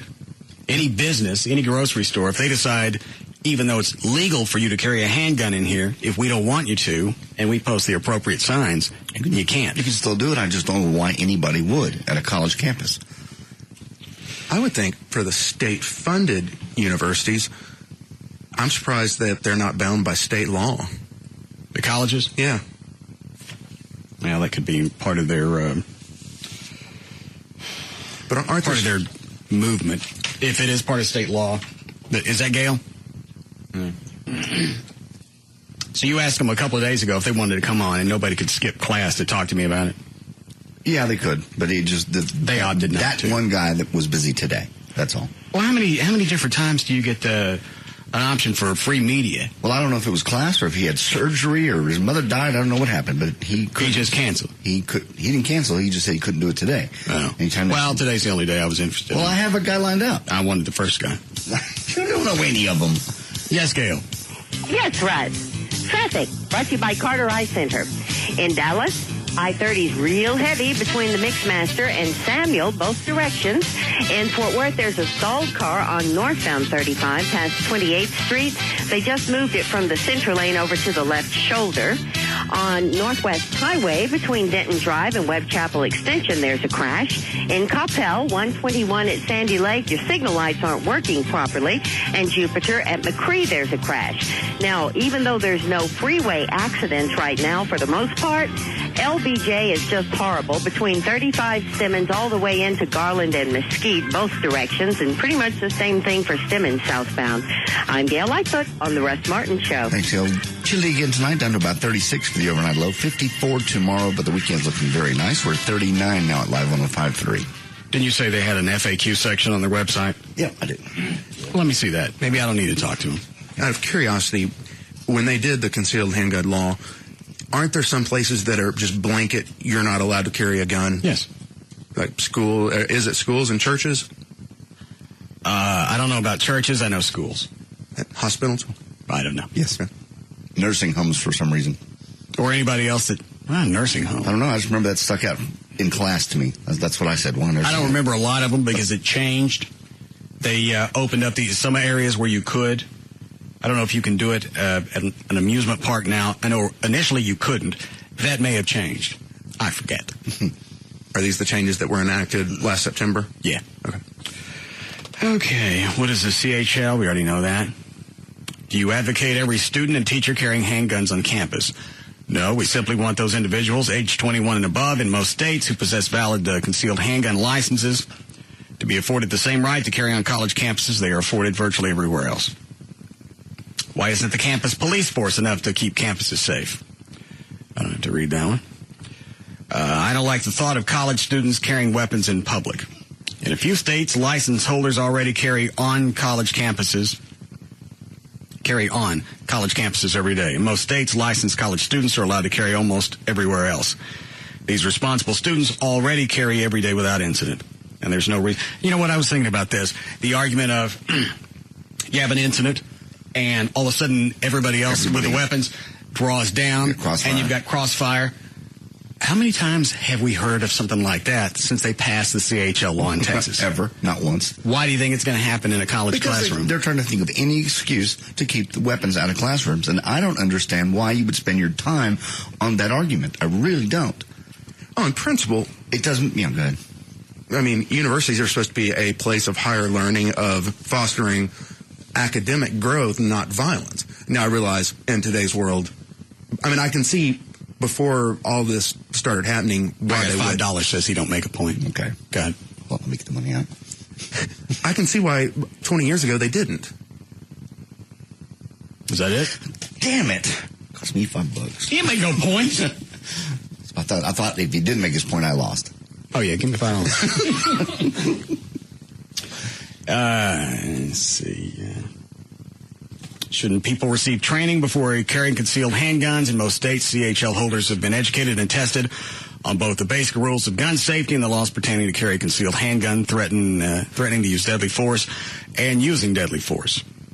They have also passed a proficiency test at a firing range. And that's the test at a firing range. I know. It's embarrassing. Yeah. Because you can be blind. At first, you go through 3 stages. I think it's 15 yards, something else, and then something else.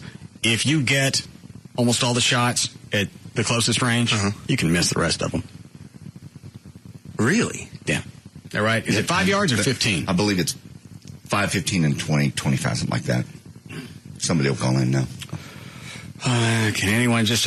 this just basically covers all the laws of CHL. Can anyone just be licensed to carry a handgun? Obviously not. Well, if you've got a Class B misdemeanor or above, you can't. Most people probably that are against this don't know the rules and don't know what you have to go through to get a CHL. But I think if you're going to carry it at a college campus or any environment where they're going to be a large group of people, you need more training than what Why? What's the difference in that and a mall? Well, I'm going to go with Trey on this, only because... if it just alleviates some of the concerns, well, you've got kids, they're 21, and they're carrying handguns. You got other people 21 and up carrying handguns. But if it makes you feel better, because it's like air marshals or pilots, they had to go through more extensive training to carry on a plane than just getting a CHL. I guess. If it makes somebody feel better, okay, give me an extra 5 hours in class. Well, you asked about a mall. I think in a mall, people can start diving into stores, do whatever. In a university... Right. How about a movie theater? It's almost the same. Well, you can, you can play all these different scenarios out. What if this was there, if the room has more than 3 exits, we don't need a handgun in there. You can go through all the different scenarios. But in the end, if you're trapped in an area and somebody comes in with a handgun or an automatic weapon, I'd like for one person in there to have half a chance to live through that. That's about what it is. It's half a chance. You got 9 bullets, especially if it's somebody with an assault rifle. And it's never going to be everybody's going to stand up and pull out their Glocks. Yeah, these questions and answers don't. Just talks about the CHL laws. Well, I mean, if you got the guy on, you can find out, is there anything we can do? Or is it I'm just surprised, especially in the South, they would have a problem getting this passed through. Because we're fond of our guns. I was going to say, at least in Texas, you'd think this would be a slam dunk. All right. Maybe tomorrow. Okay. I'm a little bored with this. Ready for news, Dan? Sure.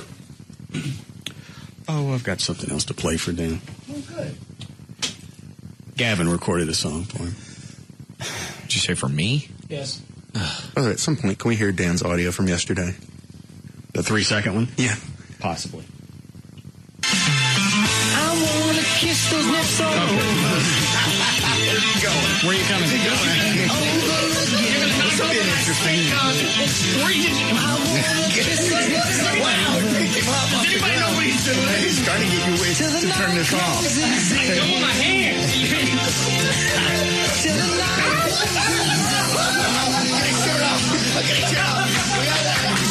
Easy, don't drop him, Okay, not close to showing us nips. I'm trying to show his nips. I was trying to pull his jersey up over his head so I can knock him out. Jeez, Russ, you're stronger than I thought. I know how strong he is. He tried to kill me yesterday. I didn't even get to enjoy the song. I know, now we have to start it over. Sorry, Dan, don't come over. It's not my fault. I want to kiss those lips all over.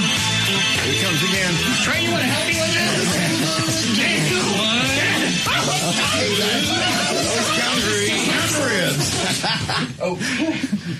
I didn't do that. It hurts, doesn't it, when he counts ribs? He wasn't trying to tickle me. I know, he's trying to hurt I you. believe he was trying to pull a couple out.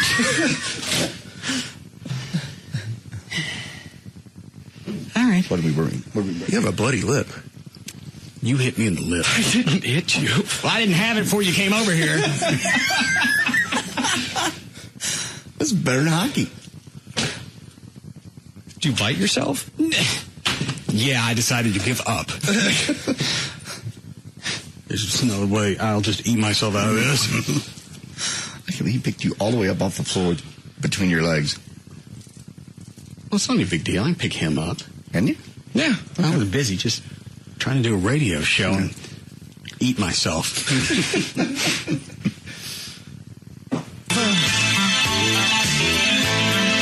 over again, I wanna kiss the lips all over. Please stop it. Till the night closes in. You know, it's one thing when you do it, but when he does it, it's really worse. How's that worse? Because Gavin probably would really want to see him. Oh, I see. Bump nipples. Okay. Am I still bleeding? No, you looks like you got it. You want to go again? Fine. We'll just put this on hold for the time being. What could happen? Oh, no. Should you do a legal ID at 5? I'd do one, but my lips are all cracked. 5:21, Dan O'Malley's here with me. Thank you, Russ. Thursday, February 21st, 2008. Birthdays today. Jennifer Love Hewitt is 29. Billy Baldwin is 45. Kelsey Grammer is 53. And Tyne Daly is 62. I'm still trying to catch my breath. You started it. You started it. I'm just doing a show. First time I ever got my lip bloodied. I didn't bloody your lip. I don't believe it just happened. My lip freaked out when you came around the corner. I never put my hands anywhere near your face. Fine, I just bleed. I'm one of those. Hemophiliac. This morning's New York Times ran an article on an alleged John McCain sex scandal. Back in 1999, when McCain was making his first run at the presidency, some of his advisors became worried about his relationship with then 40-year-old Vicky Eisman, who was a telecommunications lobbyist. It seems Vicky was always hanging around, showing up at McCain's office or fundraisers. They even took a flight together on one of her clients' corporate jets. McCain's advisors were convinced something was going on between the two of them. They brought it up with McCain and said he admitted to behaving inappropriately and promised to keep his distance. They then went to Vicky and told her this to all stay came from away. the New York Times? Yes. And they've been sitting on this for how long? Has this been a long-term investigation and then now just have enough information to put it to print? Supposedly I heard that they were working on this story for or sitting on it for a couple of months. And then they got wind that I think it was, I forget the name of the publication, the Standard, Weekly Standard or something. We're going to run a story trying to figure out why they were sitting on the story, and so they released it in advance of that. This is something that happened in 99. They've probably been sitting on it longer than a couple months. Well, also, the story that I read is it the Times or the Post? Times. They'll go ahead and do stories based on anonymous sources. Mm-hmm. So you can print almost anything. And sorry, we got to protect them. They're a pretty unabashed, left-leaning publication. So they probably have already come out in support of Hillary, which is something I've always thought was screwy with news publications. You're just supposed to give me the news. I don't really care your stance on who you support. Why would we care which way your newspaper leans, other than to believe or not believe anything you print from now on? That's always been, to me, that would be a conflict. I know it's the publisher, all right? Normally when a newspaper supports a candidate. Yeah, or the chief editor. It still seems to blur a line. But TV groups don't do that, do they? Fox News supports. TV has to, or at least I've never seen an anchor say one way or the other how they vote. Well, I don't know if an anchor could, but the network might be able to come out. I don't know. It just seems to be something that's... a conflict of interest, you're right. You're supposed to be reporting something, not influencing. It's just something that always print publications could get away with, but broadcast. Could be an FCC thing. Yeah, you're right. I bet Mark Davis was absolutely twisted. Why? Oh, just because they're sitting now... if they've known about it for a couple months, they waited till McCain pretty much has the nomination locked up to dump this on him. Well, if all you're working with is anonymous sources and you've got nothing else, it's like is it Barry Bonds? Yes. Or the Clemens thing.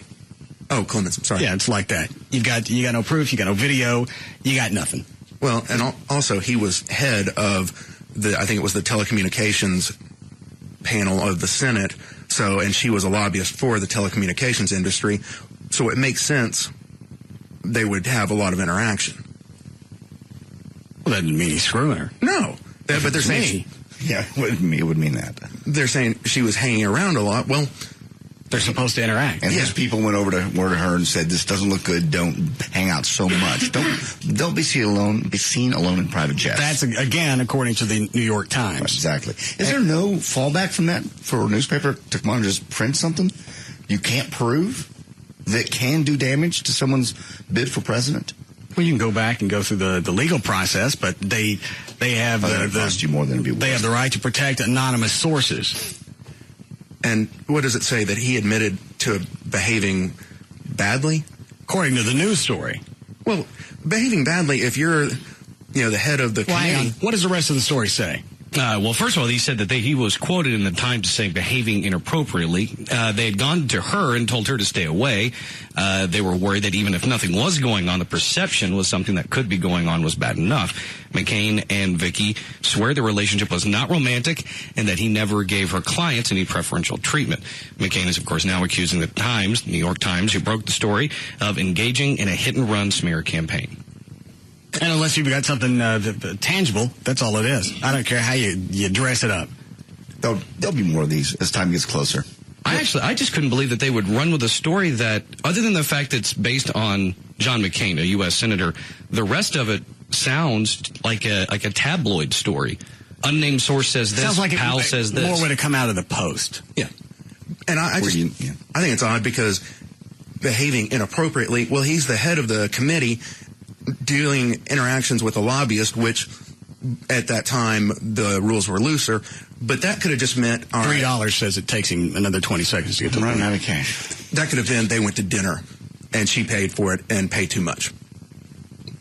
That would be inappropriate sometimes. Not $3. No, I think I lost $3. Okay. I think he made up a point, though. Like that. Go ahead, man. I'm down to. All right. The Pentagon says a U.S. missile did smash into the disabled spy satellite that was headed for Earth, and the military is tracking the debris as it falls over the Atlantic and Pacific Oceans.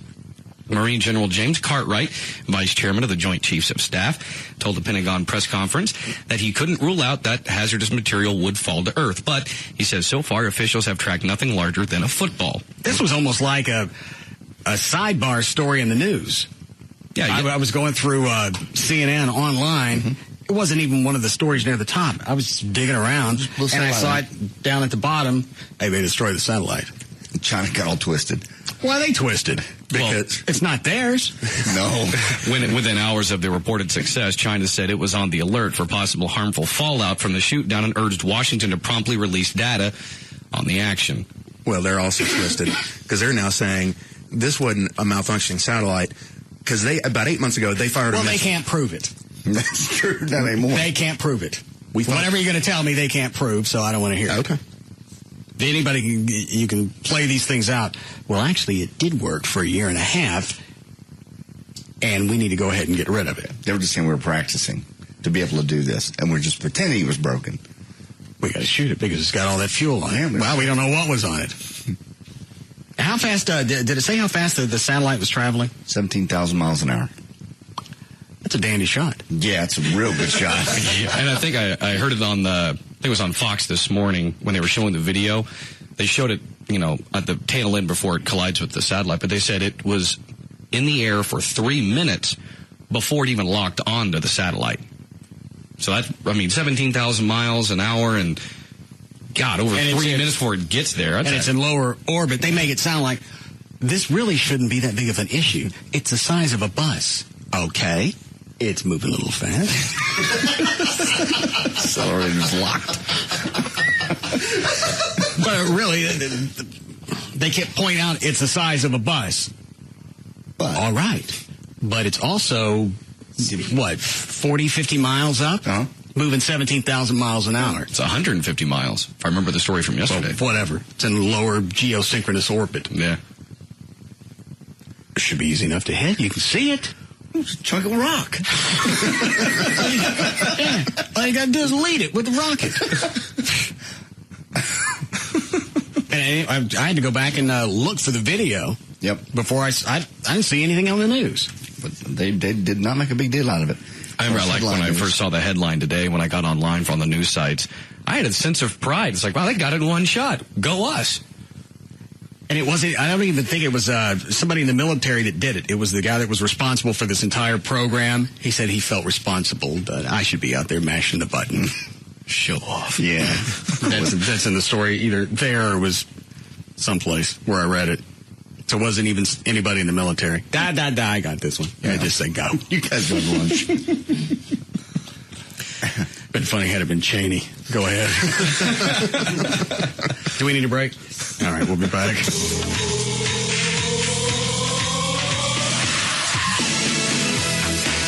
We'll be back to the Russ Martin Show.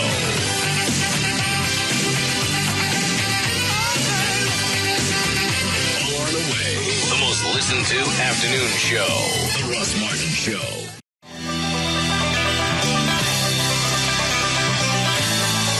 Now, back to The Russ Martin Show. Eastbound and down, loaded up and trucking. Are we going to do what they say can't be done? We've got a long way to go and a short time to get there. I'm eastbound, just watch old bandit run.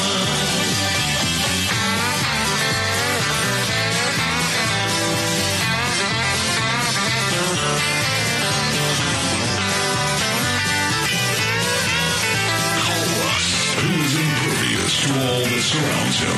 Now at 214-787-1053.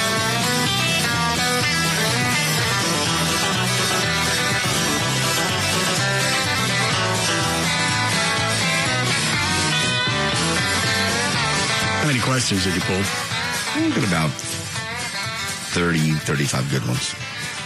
You didn't like closing them? Oh, no. Okay. Chloe wanted a 3-day weekend. Fair enough. So JD pulled some Margaritaville questions. If he gets, we'll even give him 70%. It's good for DISD. We'll let him have the day off. Huh. Somebody want to keep score? Well, we're not going to do it now. All right. You're going to do something when he gets them wrong? Yeah. Shock him? I'm bored with the 10s unit. Oh. Or the frying pans. Yeah, that's funnier ring to it, too. Yeah. They're in the office. Would you like me to go get one? No. Okay. Just when we get ready for this. Is that something he'll do himself or you'll inflict? No, we'll do it. Okay. All right. I have an email for you. All right, go ahead.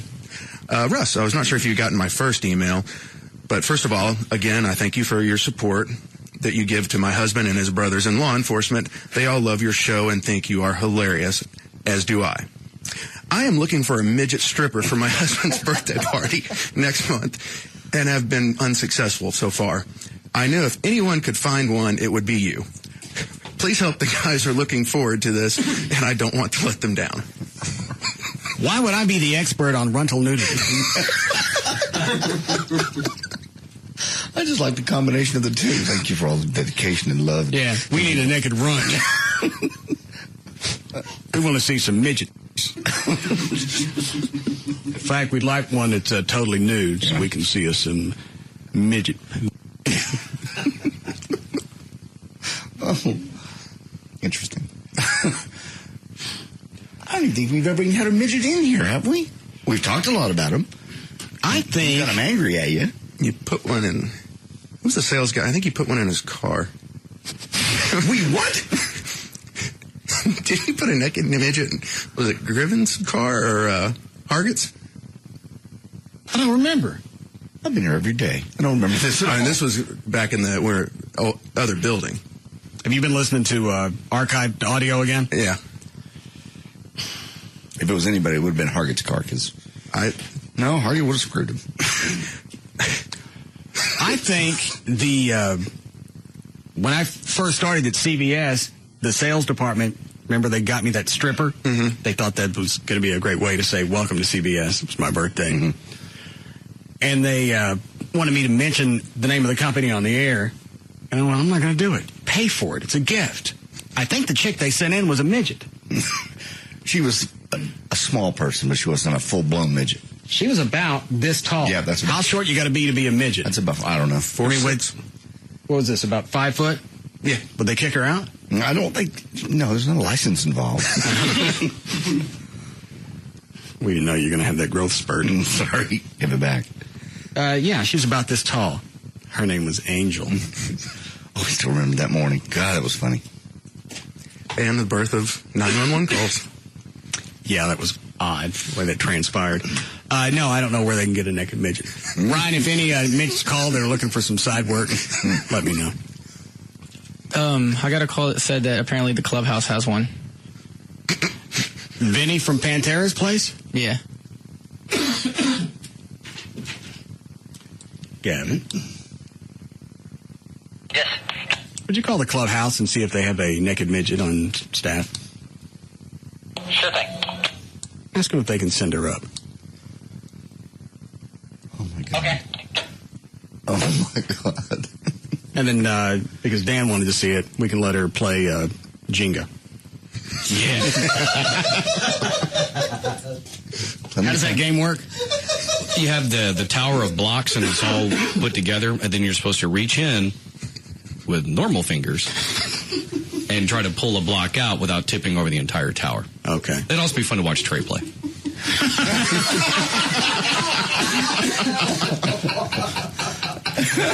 Chloe, buy that game for tomorrow. Very nice, Dan. I wish it was then now. Ryan and I were talking about that yesterday. About Trey playing Jenga? Well, yeah, having the two of them go head-to-head, because it's a two-player game.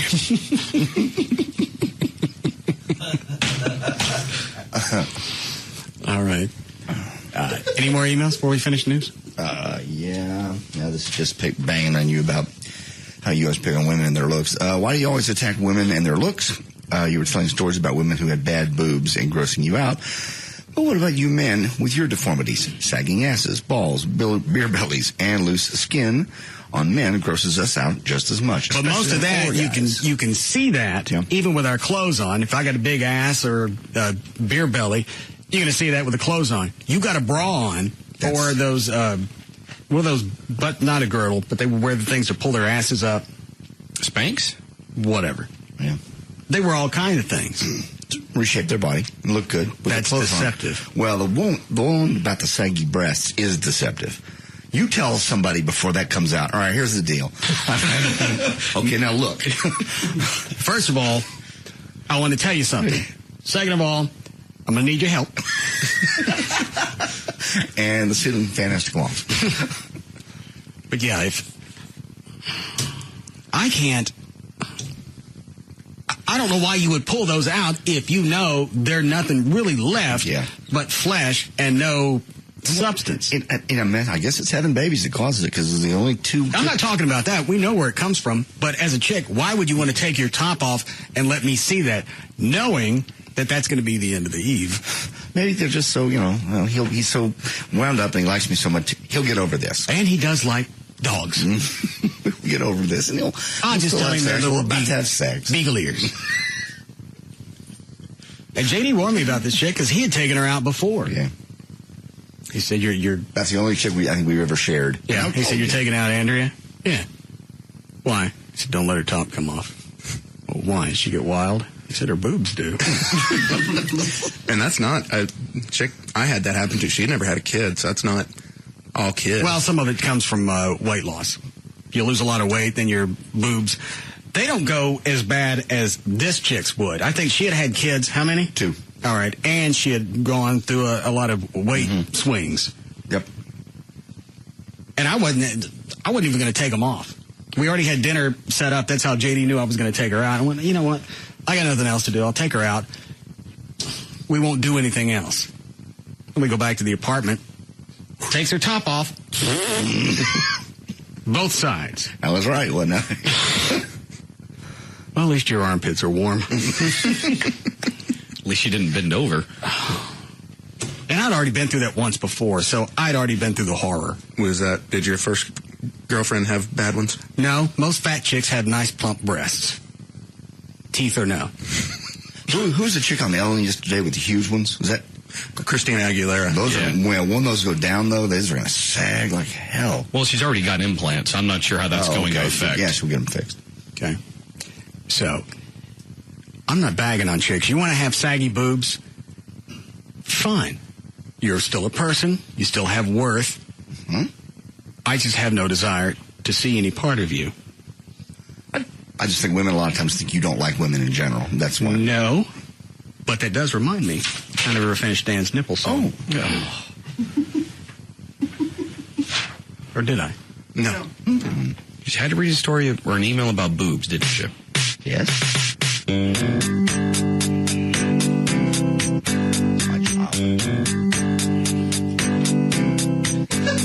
Hasn't this gone on long enough?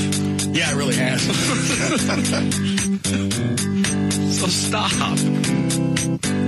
They healed a blind man and his blind cat. No, they don't. They made Klansmen love and lost their hoods. They made Easter bunnies make love to St. Bernards. You know my nipples can do all good. No, they don't. There's a woman with vaginosis running around dropping slop. My pink things healed it, and they said, hey, darling, your clam's not as sweet as a donut shop. Oh, but that's my areola, 'cause healing the weak. Yes, my areola, 'cause reunited Donnie and Marie. Yes, my areola, 'cause have bachelor's degrees, yeah. Little pink nipples for you. Oh, yeah. For you and me. Thank you. Done? Little pink nipples. He's paying homage to you. Praise you, Pink Dragon. Praise you, Pink Dragon. Squirt, squirt. You're not going to be able to walk 6 inches at the white trash party without either people wanting pictures with them or to touch them. I'll politely decline both. But Chuck did mention to me, I don't know, before the show or in one of the first commercial breaks, that at the white trash party I should go around with one of those fake boob things on my chest. So maybe that will help alleviate. No, that's sacrilegious. That's mocking. Yeah, that's like Jesus wearing a bunny outfit. The whole false idol thing. Well, it is. You don't dress up a Messiah in some other outfit. You don't see Jesus come out of the cave dressed like the Easter bunny to push the rock. What's the matter with you? Damn it, you've got such a fine point. Oh, also, we've got the bass player. Yes. Quandary settled. Lee Harris is going to help with some of it. Okay. And the other songs. Okay. When's he coming up, Chuck? Around 6 o'clock. Yeah. A little bit after. Do you already know about this, Trey? I overheard. I don't know all of it. I think I know what you're doing. What are we going to do? I'll mimic it. It's not a bass guitar, but it's going to cover the bass line. Oh, no. Hold on, Gavin just sent me. What is it, Gavin? Do you know what it is, Clive? Yeah, okay. Yeah. Gavin. Yeah, I was just going to say I just talked to the clubhouse. They're double checking, but they don't think she works there anymore. Oh, she got loose. They don't know where she went? To their knowledge, I'm going to call back a little while later and talk to the night manager. They didn't say where they got her in the first place? Some rescue? Now? All right, thank you. Back of the Observer. Yeah, I didn't think about that. Yeah, check that during the break. Okay. Go ahead, Dan. Okay. Well, Democratic presidential candidates Barack Obama and Hillary Clinton square off tonight in another debate. This one's being held in a gym at UT in Austin. This will be one that's going to be worth watching. Because if she's going to yank out any jabs, it's got to be tonight. This is going to be the time. If she blows Texas, she's done. She's out, whether she gets Ohio or not. Right. I was watching one of the news stations today, and they were talking about how Bill Clinton has sort of stepped out and said that if she doesn't win Texas and Ohio, the campaign's done. And they're saying that was bad of him to do, when in reality, well, if either one of them loses those two states, that person more than likely is going to have a huge hill to climb. All right, if she carries Texas, she can blow off Ohio, right? Yeah, probably. I mean, it's going to go down to the wire between the two of them, but yeah, she'd be fine. And the Texas primary is March 4th? Yes. Okay. I think early voting started yesterday, or the 19th. And the polls are 7-7, right? Yep. Okay. Now, is Ohio's voting the same day as Texas? I don't know the answer to that. Okay. I was just curious. Doesn't matter. Okay. As long as I get up. The answer is yes. It is? Mm-hmm. All right, so both candidates have been crisscrossing the state in advance of March 4th across delegate-rich for Texas. Voters in Ohio, Rhode Island, and Vermont also go to the polls that day. Thanks, JD. Obama leads in the overall hunt for delegates to next summer's nominating convention. He's won the last 10 states in a row, including votes Tuesday in Wisconsin and Hawaii. The AP delegate count shows Obama in front with 1,336 delegates to Clinton's 1,251. It takes 2,025 to win the nomination. Okay. Texans appear poised to favor Republican frontrunner Senator John McCain over either of the Democratic candidates for president in the general election. This according to a CNN opinion research poll. Assuming McCain is the Republican presidential nominee, 52% of poll respondents... Stop breathing in the mic. I'm not even breathing. Yes, you are. I'm looking down. How can I be breathing in the mic? You're breathing into it because I shut off everybody's mics, but Dan, since he's talking, I'm looking straight down. It's you. And I had my finger up my nose. If I'm looking straight down, how can I be breathing in the mic? I shut off everybody's mics, but yours and Dan, and you're the one breathing in the mic. Hold on, let me listen. I'm not stopped up. Okay. I'll quit breathing altogether.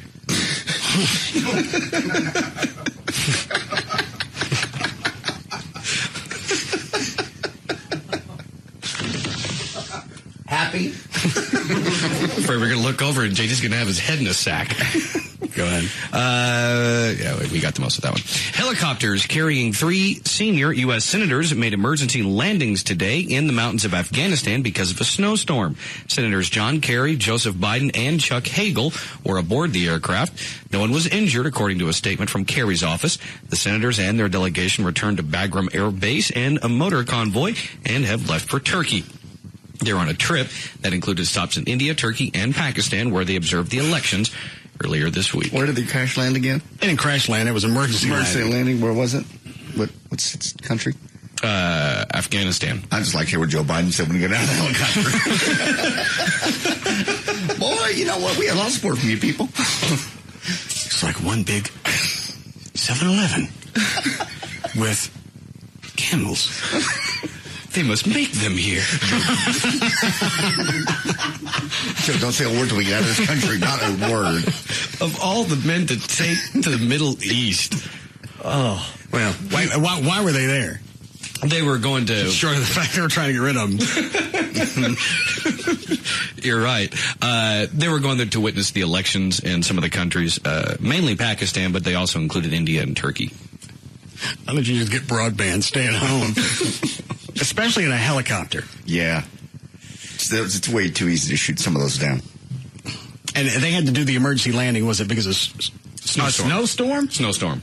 And apparently the mountains in Afghanistan are very treacherous, and that's part of the reason why our troops have had such a hard time going from cave to cave to cave. Terrain is one thing, but weather is another problem. Oh, all right. How long before we need a break, Cliff? About 2 minutes. Why don't we go through a few of closed questions? Okay. And you have how many? Probably 30 good ones. What is 70%, Trey? 21. Okay. All you got to do is get 21 right. Okay. If you'll sit down, please. And these are what kind of questions? Well, we're going to start off with finish the lyric. I'll give you a couple of words. They're all based on Jimmy Buffett or just in general? Parrot Heads, Margaritaville, that kind of thing. Okay, so close stands a chance. Yeah. What do we call the little music bed over here we're using? You and Chuck recorded it.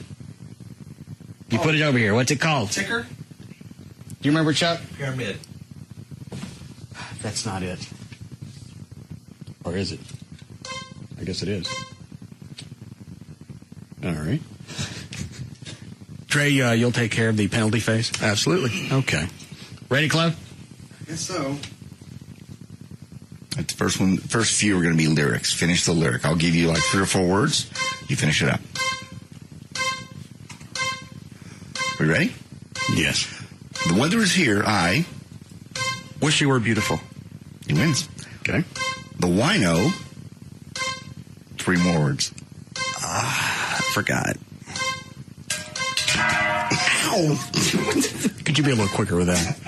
And a little more vengeance. Okay. All right. Like a boy knows the joy. I don't. Oh, God! Oh! Damn! Of his milkshake motion, actually. Dear God.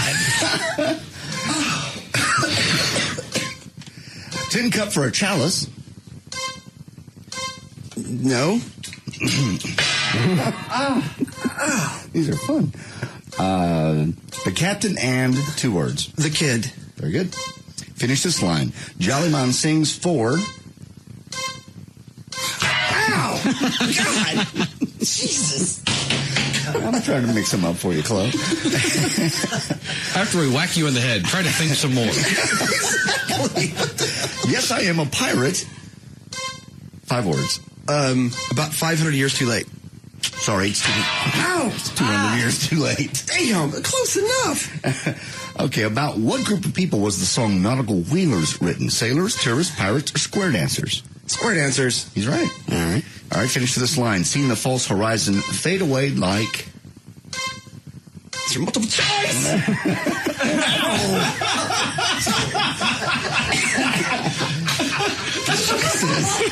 I don't think I've ever seen Trey happier.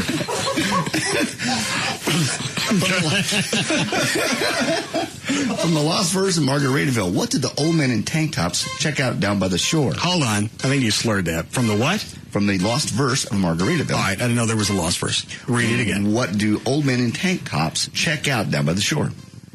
Oh.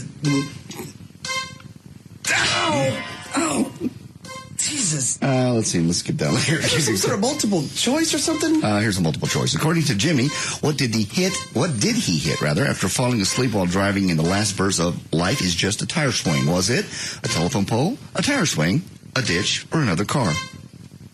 He had a telephone pole. He did. You're right. Finish this line. From Oysters and Pearls, the song. Lindbergh left Long Island in...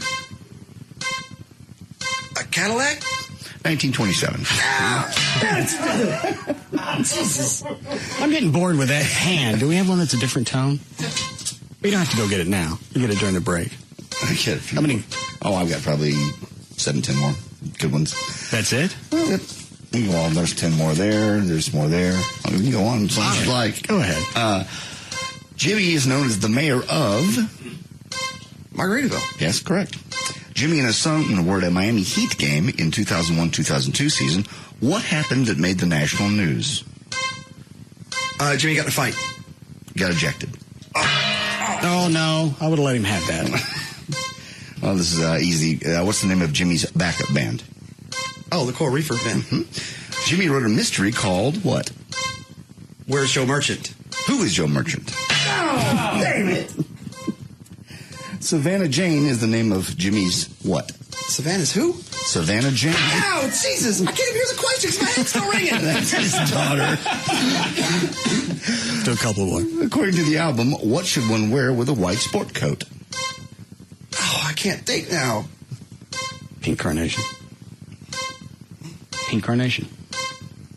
Carnation? A pink carnation. Pink carnation? No, I'm sorry. Ow. Pink crustacean, actually. And we'll do this one. Jimmy used to play Anywhere, Anytime. Now he only does it 3 days a week. What are those 3 days? It's the name of an album. Oh, Living in Three-Quarter Time? Nope. No. What? 3 days a week. Which 3 days does he only play? Give him a chance to think about it. That would be Tuesdays, Thursdays, and Saturdays. We'll be back. Call an ambulance, please.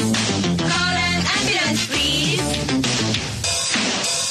We'll be back to the Russ Martin Show. Call an ambulance, please. Call an ambulance, please. Call an ambulance.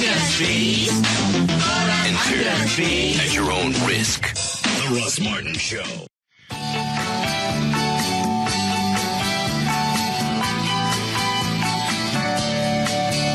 Now, back to the Russ Martin Show.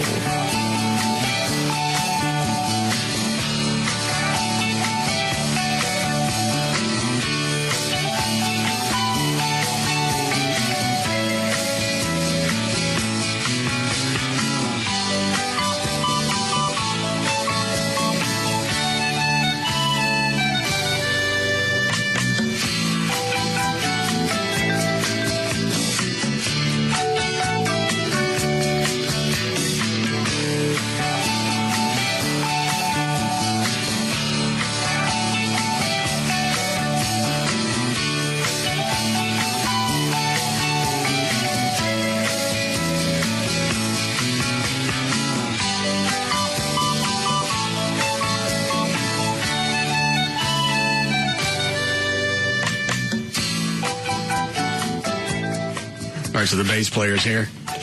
All right. Put him in Gavin's office? Yes. Is he going to be able to hear from in there to be able to play along with you? Yep, he hears the speakers. Okay. I like this a lot better than having a guitar bass player. This is ridiculous. I don't think so.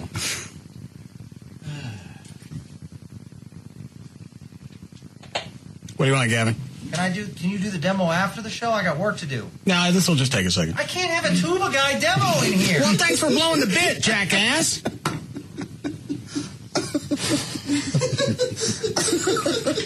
Well, he's standing in front of me with this huge machine. What am I supposed to say? It's a tuba. Don't be scared. Chuck, play just for a second. What's his name? Jacob. Jacob, listen to this and see if it's going to be loud enough for you to play along with.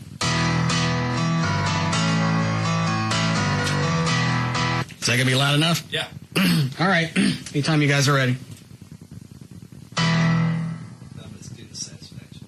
All right. You're going to do the Stones. Set? In E.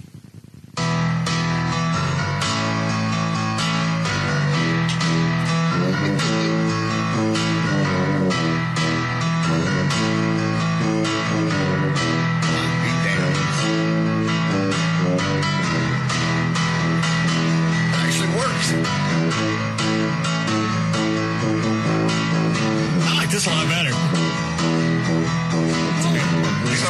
Yeah, several reasons. It's going to look funnier, and it sounds good.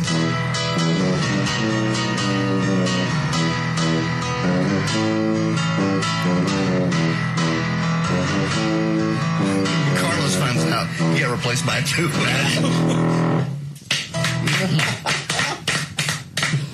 What else? Hang on. Let me turn this down. What else did you go over? Village People. Oh, all right. Go ahead. Okay. I need the changes for this one. Okay. Can I take this spin real quick? No. But thanks for waiting until we were on the air. What else did you go over? Went over Joan Jett. Do you need the changes for Joan Jett? We're good. All right. Go ahead.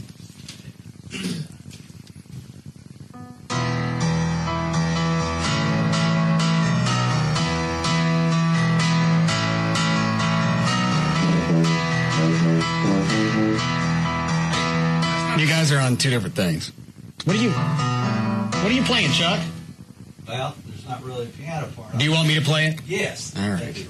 Hang on, Jacob.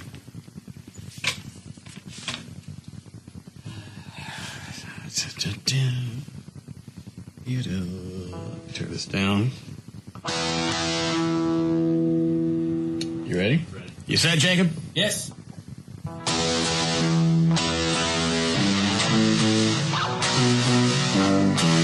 God.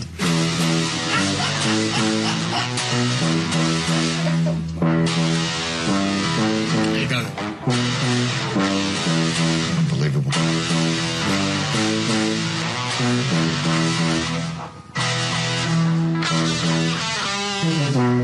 There it is. Oh. He's got the gig. Whose idea was this? Was it Jacob emailed us or do you? Yeah, he contacted us. Very nice. I actually originally contacted Chuck. Mm-hmm. Chuck sent an email to me. He said, which one of you criminals came up with this idea? Now, was he... I would never in my life think this would work, but it does. What, Dan? Was Jacob's email saying, hey, in case you need a tuba player? Or yes. did he... Oh, okay. Didn't know if he went directly to it and say, I can replace Carlos. Hey, Carlos, you got replaced by a tuba player. Carlos. Boom, pop, pop. Hey, Jacob, do you play any other horns? Yeah. What else do you play? Trombone or that euphonium thing that you guys don't know what it is. What kind of noise does that make? Sounds like a tuba, an octave higher. No. Do we want one of those? Sure. Trombone would be great. Trombone's good, though. And you've got a school? I teach at a school. Oh. Are there any... somebody go get him, bring him in here so I can ask him some questions. I may add an entire tuba bass line. No. It's a bunch of them. At this point, you're just going to have to throw in a tuba solo. I'm going to shut up because I was wrong. Okay, it'll work. I never dreamed it would sound that good. I thought it would sound ridiculous. Well, we still may throw a bass player in someplace. But this adds another, again, dynamic to the band. It does that. How many students do you have? 70. Are any of them good enough to play some of the songs that we know? Yeah, but they're a little young. How old are they? They're in high school. Yeah. But I have some band director friends and other brass players who I've already talked to. They could actually play with us at the White Trash Party? I have about 10 so far. Would that be plenty, Chuck? Perfect. What type of different instruments? Trumpet, trombone, some French horn people. It's better than the symphony orchestra. I'm telling you. Incredible brass line. How long would it take them to get up to speed? Because nothing we're doing is really difficult. I wouldn't think more than a couple run-throughs. You think? I mean, it's the stuff Chuck showed me earlier on the keyboard was pretty simple. You show him all the songs on the set list? No, we didn't have a chance to go through everything. Okay. But, Chuck, you think a couple Saturdays we could get it down? Yeah. We'd actually went through the songs that you had picked earlier for the marching band. Uh-huh. So I showed him some of that. Okay. How many were those? 4 or 5? Your stuff, yeah, and proud. I just need a number. 3. Okay. So you can get the 3 songs down. Village People, all that stuff. Yeah. All right. Are you available Saturday? Sure. Okay. You're the new bass player. Welcome to the band. And I'm a huge fan. Sit back here on the couch if you want. All right, thanks. You got any problem with white pants? Love white pants. Okay. Love this guy. I want to hear him do that again at the end of the show. Yeah. I don't know why that added to it, especially the Stones. It was just something different. And I haven't been around, I don't know, but has anyone ever replaced a bass with a tuba? Mm-mm. Chuck, do you know? No, I've never heard. There again. Once again, we're the vanguard. Cutting edge. Speaking of vanguard, Gavin wanted me to give this to you and say congratulations. Again. Talkers Magazine. The 2008 Heavy 100. I'm going to guess I'm in it again. It would appear so, yes. What was I last year? Was it 50-something? 55? 57? That was a little bit lower. But I do remember that you were ahead of Mark Davis. Yeah. Let's see where it starts. Do you want to know where I am, or you want to hear some of the ones ahead of me? Let's hear some of the ones ahead of you. Number 1. Publishes this. I'll look at it later. Is it Rush? Yes. Okay. You're looking at the list. Is Stern still in there, or because he's on satellite, did he get taken off? I just opened the freaking magazine. I'm sorry. Okay. Rush Limbaugh's number 1. Sean Hannity's number 2. Michael Savage, number 3. Lars Schlesinger is number 4. Glenn Beck, number 5. Laurie Ingram's number 6. Don Imus is number 7. Really? I don't even think he was in the top 10 last year, was he? I don't remember. I don't believe he was. Gavin, how do they pick the people that are on this list? It's based on ratings and notoriety throughout the country. So mostly it's going to be syndicated shows. Yes. Or people that advertise in a Talkers Magazine. Well, that certainly seems to have some influence, but not with you, bud. Well, I see here on the second page there's a full page ad for Mike Gallagher. Why would he care? Why would he care to this magazine? Listeners don't get this. Gavin, can you turn your speaker down in there, son? Oh, sorry. Thank you. Is there supposed to be some type of accolade that comes along with this? Because so far, I haven't enjoyed any of them. Well, I don't think you enjoy this kind of stuff, but yes, very much so, because many of these names are among, or they are the top radio talk show hosts in the country. And what does that do for us? Well, I think it's a great mark. I mean, obviously, someone who's in a different part of this country. Okay, how much more did he get in his salary this year because he's in this? Well, I think we did quite well with the contract negotiation. So if he wasn't in this, he wouldn't have gotten a raise. No, it has nothing to do with that. One has nothing to do with the other. All right, so what's the big pump from being in here? It's just a nice thing. It's like being named, top program director. It's a attaboy. Yeah. Let's see. I mean, it says right, it's great description. Well, all right, you know what? Here's what it says at the beginning. The editors of Talkers Magazine, with input from industry leaders, present the 250 most important radio talk show hosts in America, a popular annual feature that includes what has come to be known as the Heavy 100. This is the second year that the Heavy 100 are ranked in order of importance. This is one of the most challenging tasks that Talkers undertakes each year, considering that there are over 5,000 talk show hosts across the country, ranging from national icons to those laboring in relative obscurity. Mm-hmm. Dan Lewis popping anybody's out there? There is one qualification for inclusion. Hosts must be working at the time Talkers Magazine goes to print with this issue to be considered. They must have a regularly scheduled professional show on the air at a minimum of one terrestrial station, satellite radio provider, or internet domain at press time. That answer your question about Stern? Yes. All right, Don Imus is number 7. Mike Gallagher's number 9. Neil Botts is number 10. That's amazing. It's that top 10. I can't stand any of them. You don't like Neil Botts? I don't know who that is. Okay. Bill O'Reilly's number 11. Howard Stern's number 13. Mancow's 14. I think this is Mark Levine. Or 11. Number 15. Opie and Anthony, number 17. Michael Medved, number 20. Jim Bohannon, 22. Let me jump up and see if I can find me. Yeah.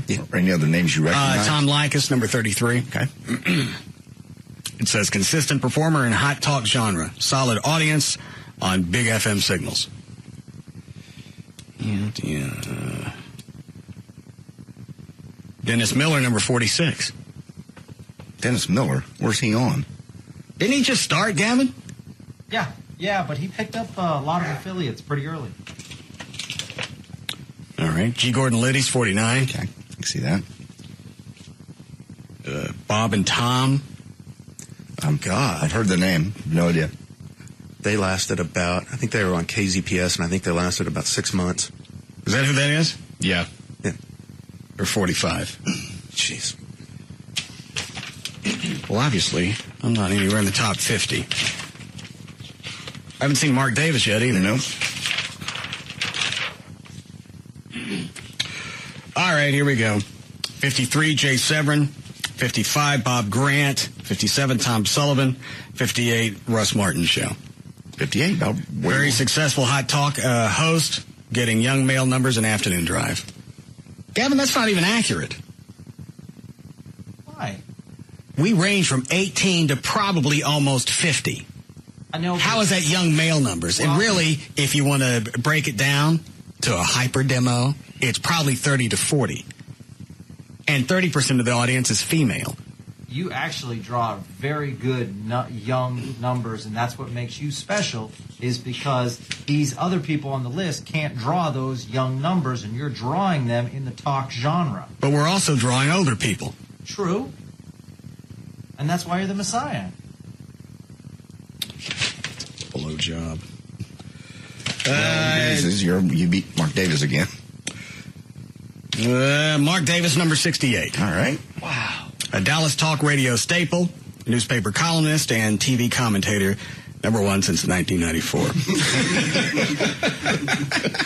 Which is about 10 years after this picture was taken of him. Let me see which one they used. Oh, yeah. You don't even look like the same man. No, that was long before he was doing foundation repair. Who is that? That's Mark Davis. Oh. Mr. Davis? What up, 58? What are you... Oh, little club going here. Isn't that cute? What are you doing? I'm in a suite at a resort in Scottsdale, Arizona at a talk radio conference. Which conference is this? It is Al Peterson's Talk Media Seminar, the guy who used to be the talk editor of radio and records. I just came out of a room filled with people who had dreamed to have demos as young as yours. Gavin was right, by the way. Of course you have listeners who are in their 30s, 40s, and beyond, but it's younger than the average skewing talk station, which AM's kind of 35, 64. Okay. So why are you at this conference? Are you speaking? Yeah, I'm on a panel tomorrow with one of the hot rising dudes in our world, Mark Levin, and I got about 4 guys who are going to talk about 08 campaign, talk radio's effect on it, where the industry's going, stuff like that. Are you having a fit over the John McCain thing in the New York Times today?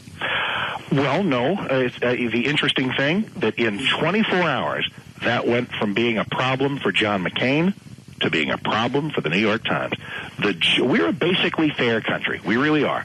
And generally speaking, America has looked at this story and said, where the hell is the story? What's going on here? And it looks like a Times smear job. The Times loved McCain when he was trying to, get rid of Mitt Romney, get rid of Mike Huckabee, get rid of, real conservatives. Well, hang on. Here's what I don't get is according to the New York Times, they've been setting on this story since September of last year, but it was January of this year that they came out in support, as far as the paper goes, of John McCain. Of course. So up against other Republicans, McCain is their darling. But now that he is the Republican nominee in everything but official, title, he becomes the evil enemy because he is now the Republican. He's their favorite Republican, but obviously they prefer any Democrat to John McCain. John McCain from here on out is Satan to the New York Times. But as far as if you're sitting on a stink 3 or 4 months prior, why would you, in January, decide we're gonna make him our official candidate? Because 3 months ago, if they run anything harmful about John McCain, maybe Mitt Romney, a real conservative, is the Republican nominee, and they don't want that at the New York Times. Mitt Romney? Yeah. The noodle guy. The Mormon guy. Mormon. Right. You're thinking about the ramen noodles. Oh, yeah. Yeah, the snot ramen. Yeah, not quite. Not the ramen guy. Oh. Right. Let me ask you this, because I really don't care about the elections. How do they come up with this list of this top 100? That is the work of Michael Harrison at Talkers Magazine, and some of it is pretty well no-brainers. Limbaugh, Hannity, Dr. Laura up at the top. Your top 10 is basically your top syndicated shows. Once you get into the 20s, 30s, 40s, 50s, 60s, 70s, 80s, they're looking at how long people have been in the market, where they are, how dominant they've been. All right, so why wouldn't you be ahead? And I've said this before, I got no reason to be on this list at all. And you just take that out of the argument. Why wouldn't you be ahead of somebody like Dennis Miller, who's just getting started, and another 20 people? I got no clue who they are. Okay, because Dennis Miller is most people would say, "Thank you." He's on probably 100. He's on 100 radio stations. Okay, but he just got started, and I would guess most of those stations aren't going to be either FM or major market signals. That's true, but take some fame and some revenue and some station clearances, and and there you go. But look at Levin. Mark Levin 2 years ago was a dorky attorney who occasionally called into the Limbaugh show. Now he's the hottest rising star in the industry, and deservedly so. The guy's great.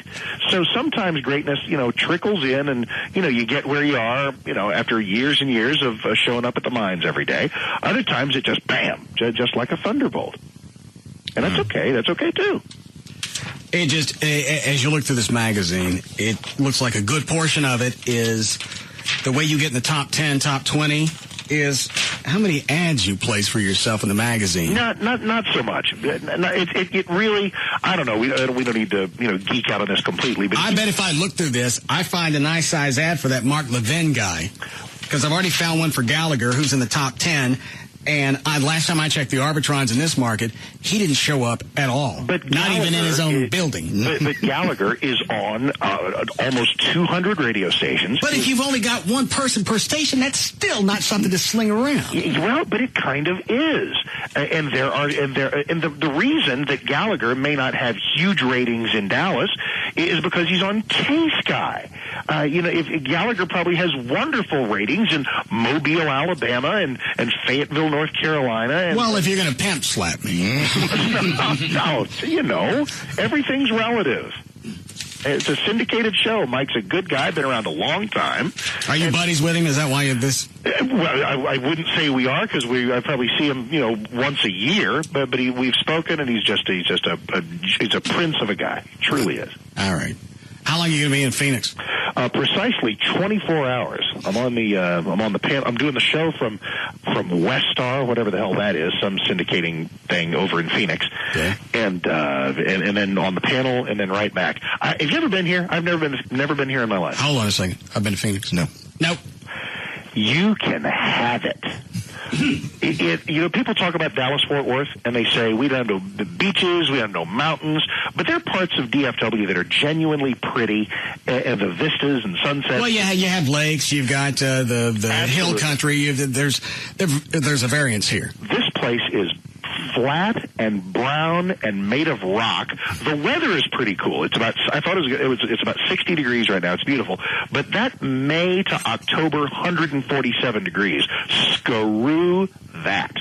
Now, we're out here in Scottsdale, which is a little bit greener. But, man, you can have this whole area. What are you going to do now that the TV show 24 has been put on hold till next year? I know. Well, what? You know what? Damn it. TV is so retarded. Why can't you? The writers are back.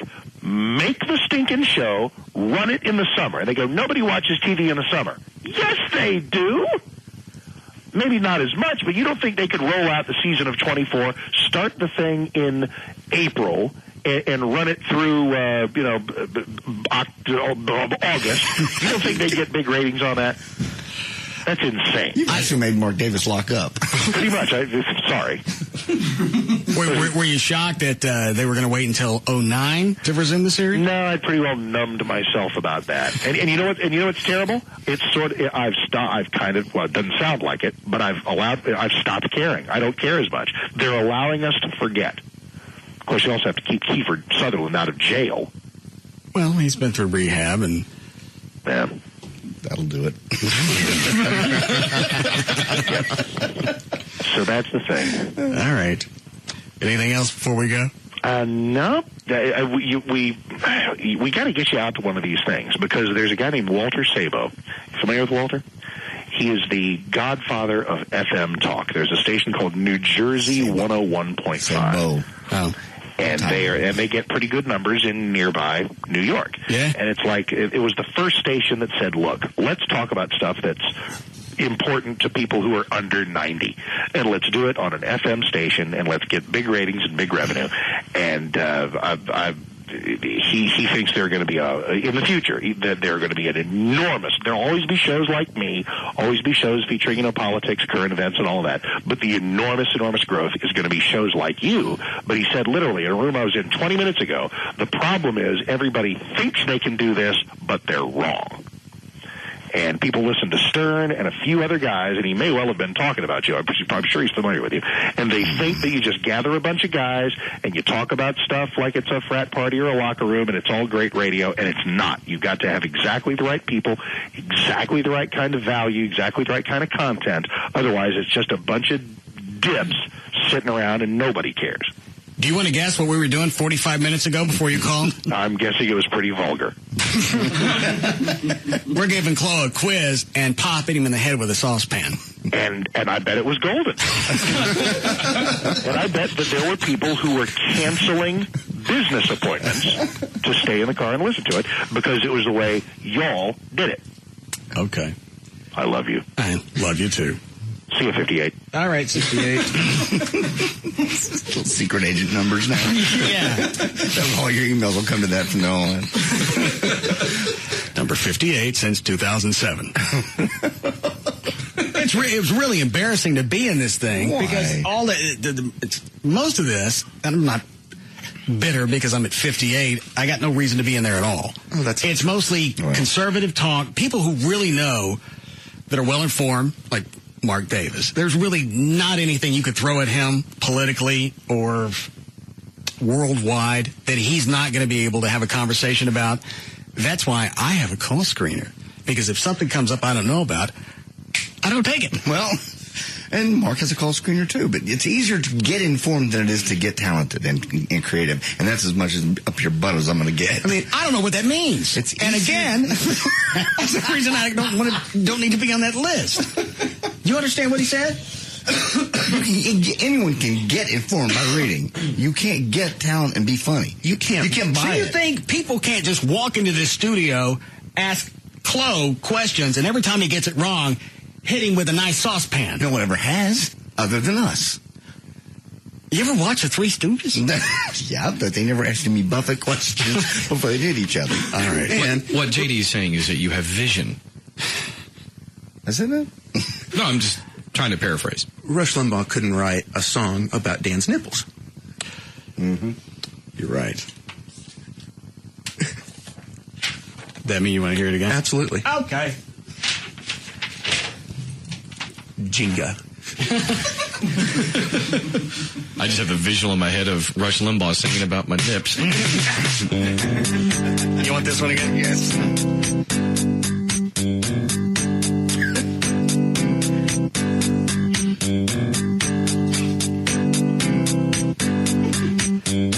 This is how you get to be number 58. They healed a blind man and his blind cat. Still don't. They made Klansmen love and they lost their hoods. They made Easter bunnies make love to St. Bernards. You know my nipples, they do all good. No, they don't.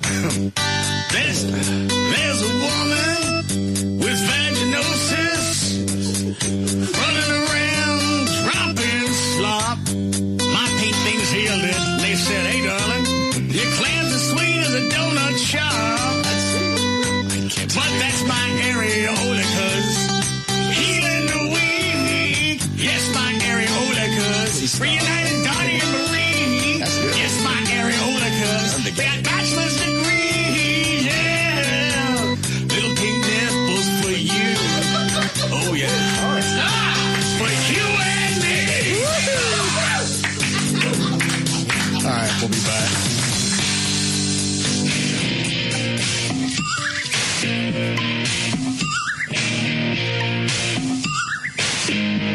We'll be back to the Russ Martin Show.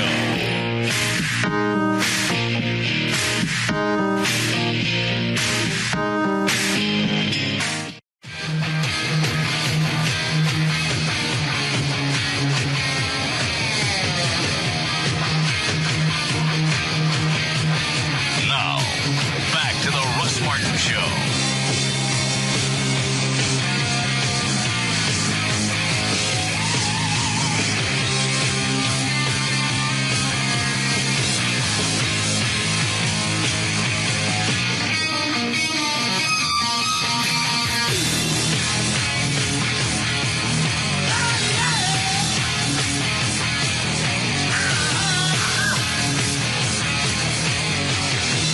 We can sit on the rest of the Margaritaville questions until tomorrow. Got a ton. Was anybody keeping track of how many Chloe got right? Yeah, I was. He was up to 7 correct. Well, that's not going to be close enough. No. Pass. Can you come up with more for tomorrow? I could probably have some more of those. Also have some Rockford files. He didn't know anything about that. Well, you could answer them. And if you got them wrong, he gets it. Are they hard? Some of them were kind of hard. You want a little sample? Yeah. Who played the daughter of the rich client in, show name, This Case is Closed? Went on to be a semi-famous television actress as a detective. Sharon Glass. Very good. Right. What was the first name of the attorney/girlfriend Rockford always used when he got into trouble? Beth. Alrighty. What veteran character actor played Richie Brockelman's dad in Never Send a Boy to Do a Man's Job? Hold on a second. Same guy played Rhoda's father in the TV show Rhoda. Close enough! Who is it? Harold Gould? Yeah. Okay. What Oscar winner played Marcus Hayes in the episode Foul on the First Play? Isaac. Hold on. I said wait. Sorry. Bingo, man. Jesus. What do you get another one for? What the f*** you call me? I don't remember. Hang on a second. It's Lou Gossett Jr. Very good. A couple more. What actor who went on to star in his own successful PI series? Tom Selleck. Played Lance White. God, is there anything you don't know? Here's an easy one. The character Rocky, who played Jim's dad, was retired from what? Trucking. Mm-hmm. Rockford's main residence was what? Ooh. Oh, Jesus, criminy of hell. If you don't answer that.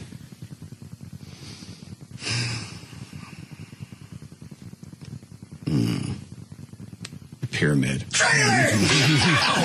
You get the idea. How many you got left? Of those, I've got about, let me look here, about 30 total. Ask me a couple more. Four more pages. Okay. Let me look here. Rockford served time just like you did in prison for what crime? Bank robbery? Armed robbery, yeah. Okay. What? What's that? You know what? Use this pan. I like this one better. Good. Larry St. Cloud, son of Vern, who was played by Larry Manetti. Went on to play in a Magnum PI. Okay. That's correct. Let me see some of these others. You'll know most of these. In The House on Willis Avenue, right, former child star makes his second appearance, this time as Garth McGregor, the head of an international detective agency, whom Rockford brings to justice. Who is the actor? He was in Little Rascals with Robert Blake. Correct. Ow! You just do it twice for it. That's not even a good pan. Where's the other one? Back there. Get that one. Stop dicking around with those. What's his name? Jackie Cooper. Okay. Hurry up. And one more. In the Kirk-off case, rather. James Wood. That's right. You're going to finish it. Was that the question? Yeah. Was that right? Yes, that was the answer. I didn't know what the question was. The heir to the fortune hires Rockford to find out who killed his parents. The hitch is that the police are certain it was the heir himself. Who played James, Larry Kirk. Ask one more. Let me see here. Oh, here's a good one. In Profit and Loss, okay, Rockford tries to clear himself after reporting a kidnapping. Ned Beatty. Yes.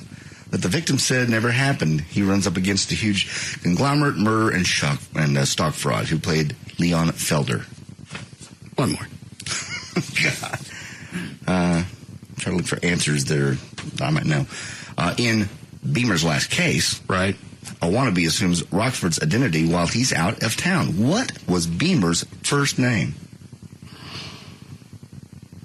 Hi. Damn it. No, his name was Fred, and he was fascinated by what kind of magazines? Detective. True crime. In fact, he was a guy, I never met a man I didn't like, swinging the rope. Will Rogers. Oh, yeah. I think it was his kid. Really? Didn't say that here. Or somebody else, I don't know. I'll get some more for Mark. I'm not sure on that one. All right. Why? What was that for? I guess because I wasn't sure. Oh. All right. Is it Jacob?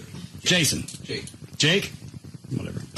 Our new bass player. I understand. Very good. I'm surprised. I'm shocked. It sounds as good. You want to play with us during the plugs? Okay. Ready, Dan? Yeah. Okay. Mm-hmm.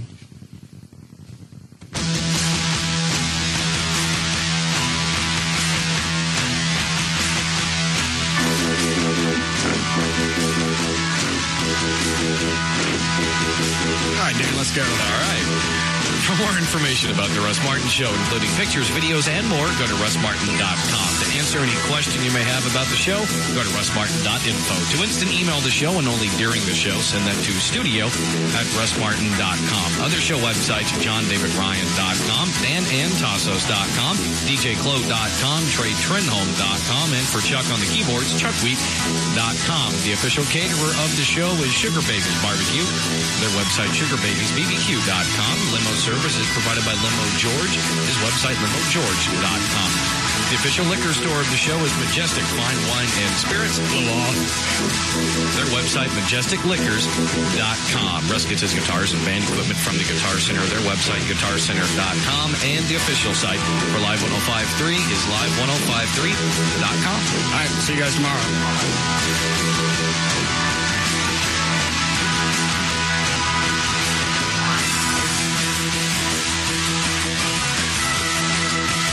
You can now listen to the Russ Martin Show anytime you want on the web at russmartin.info.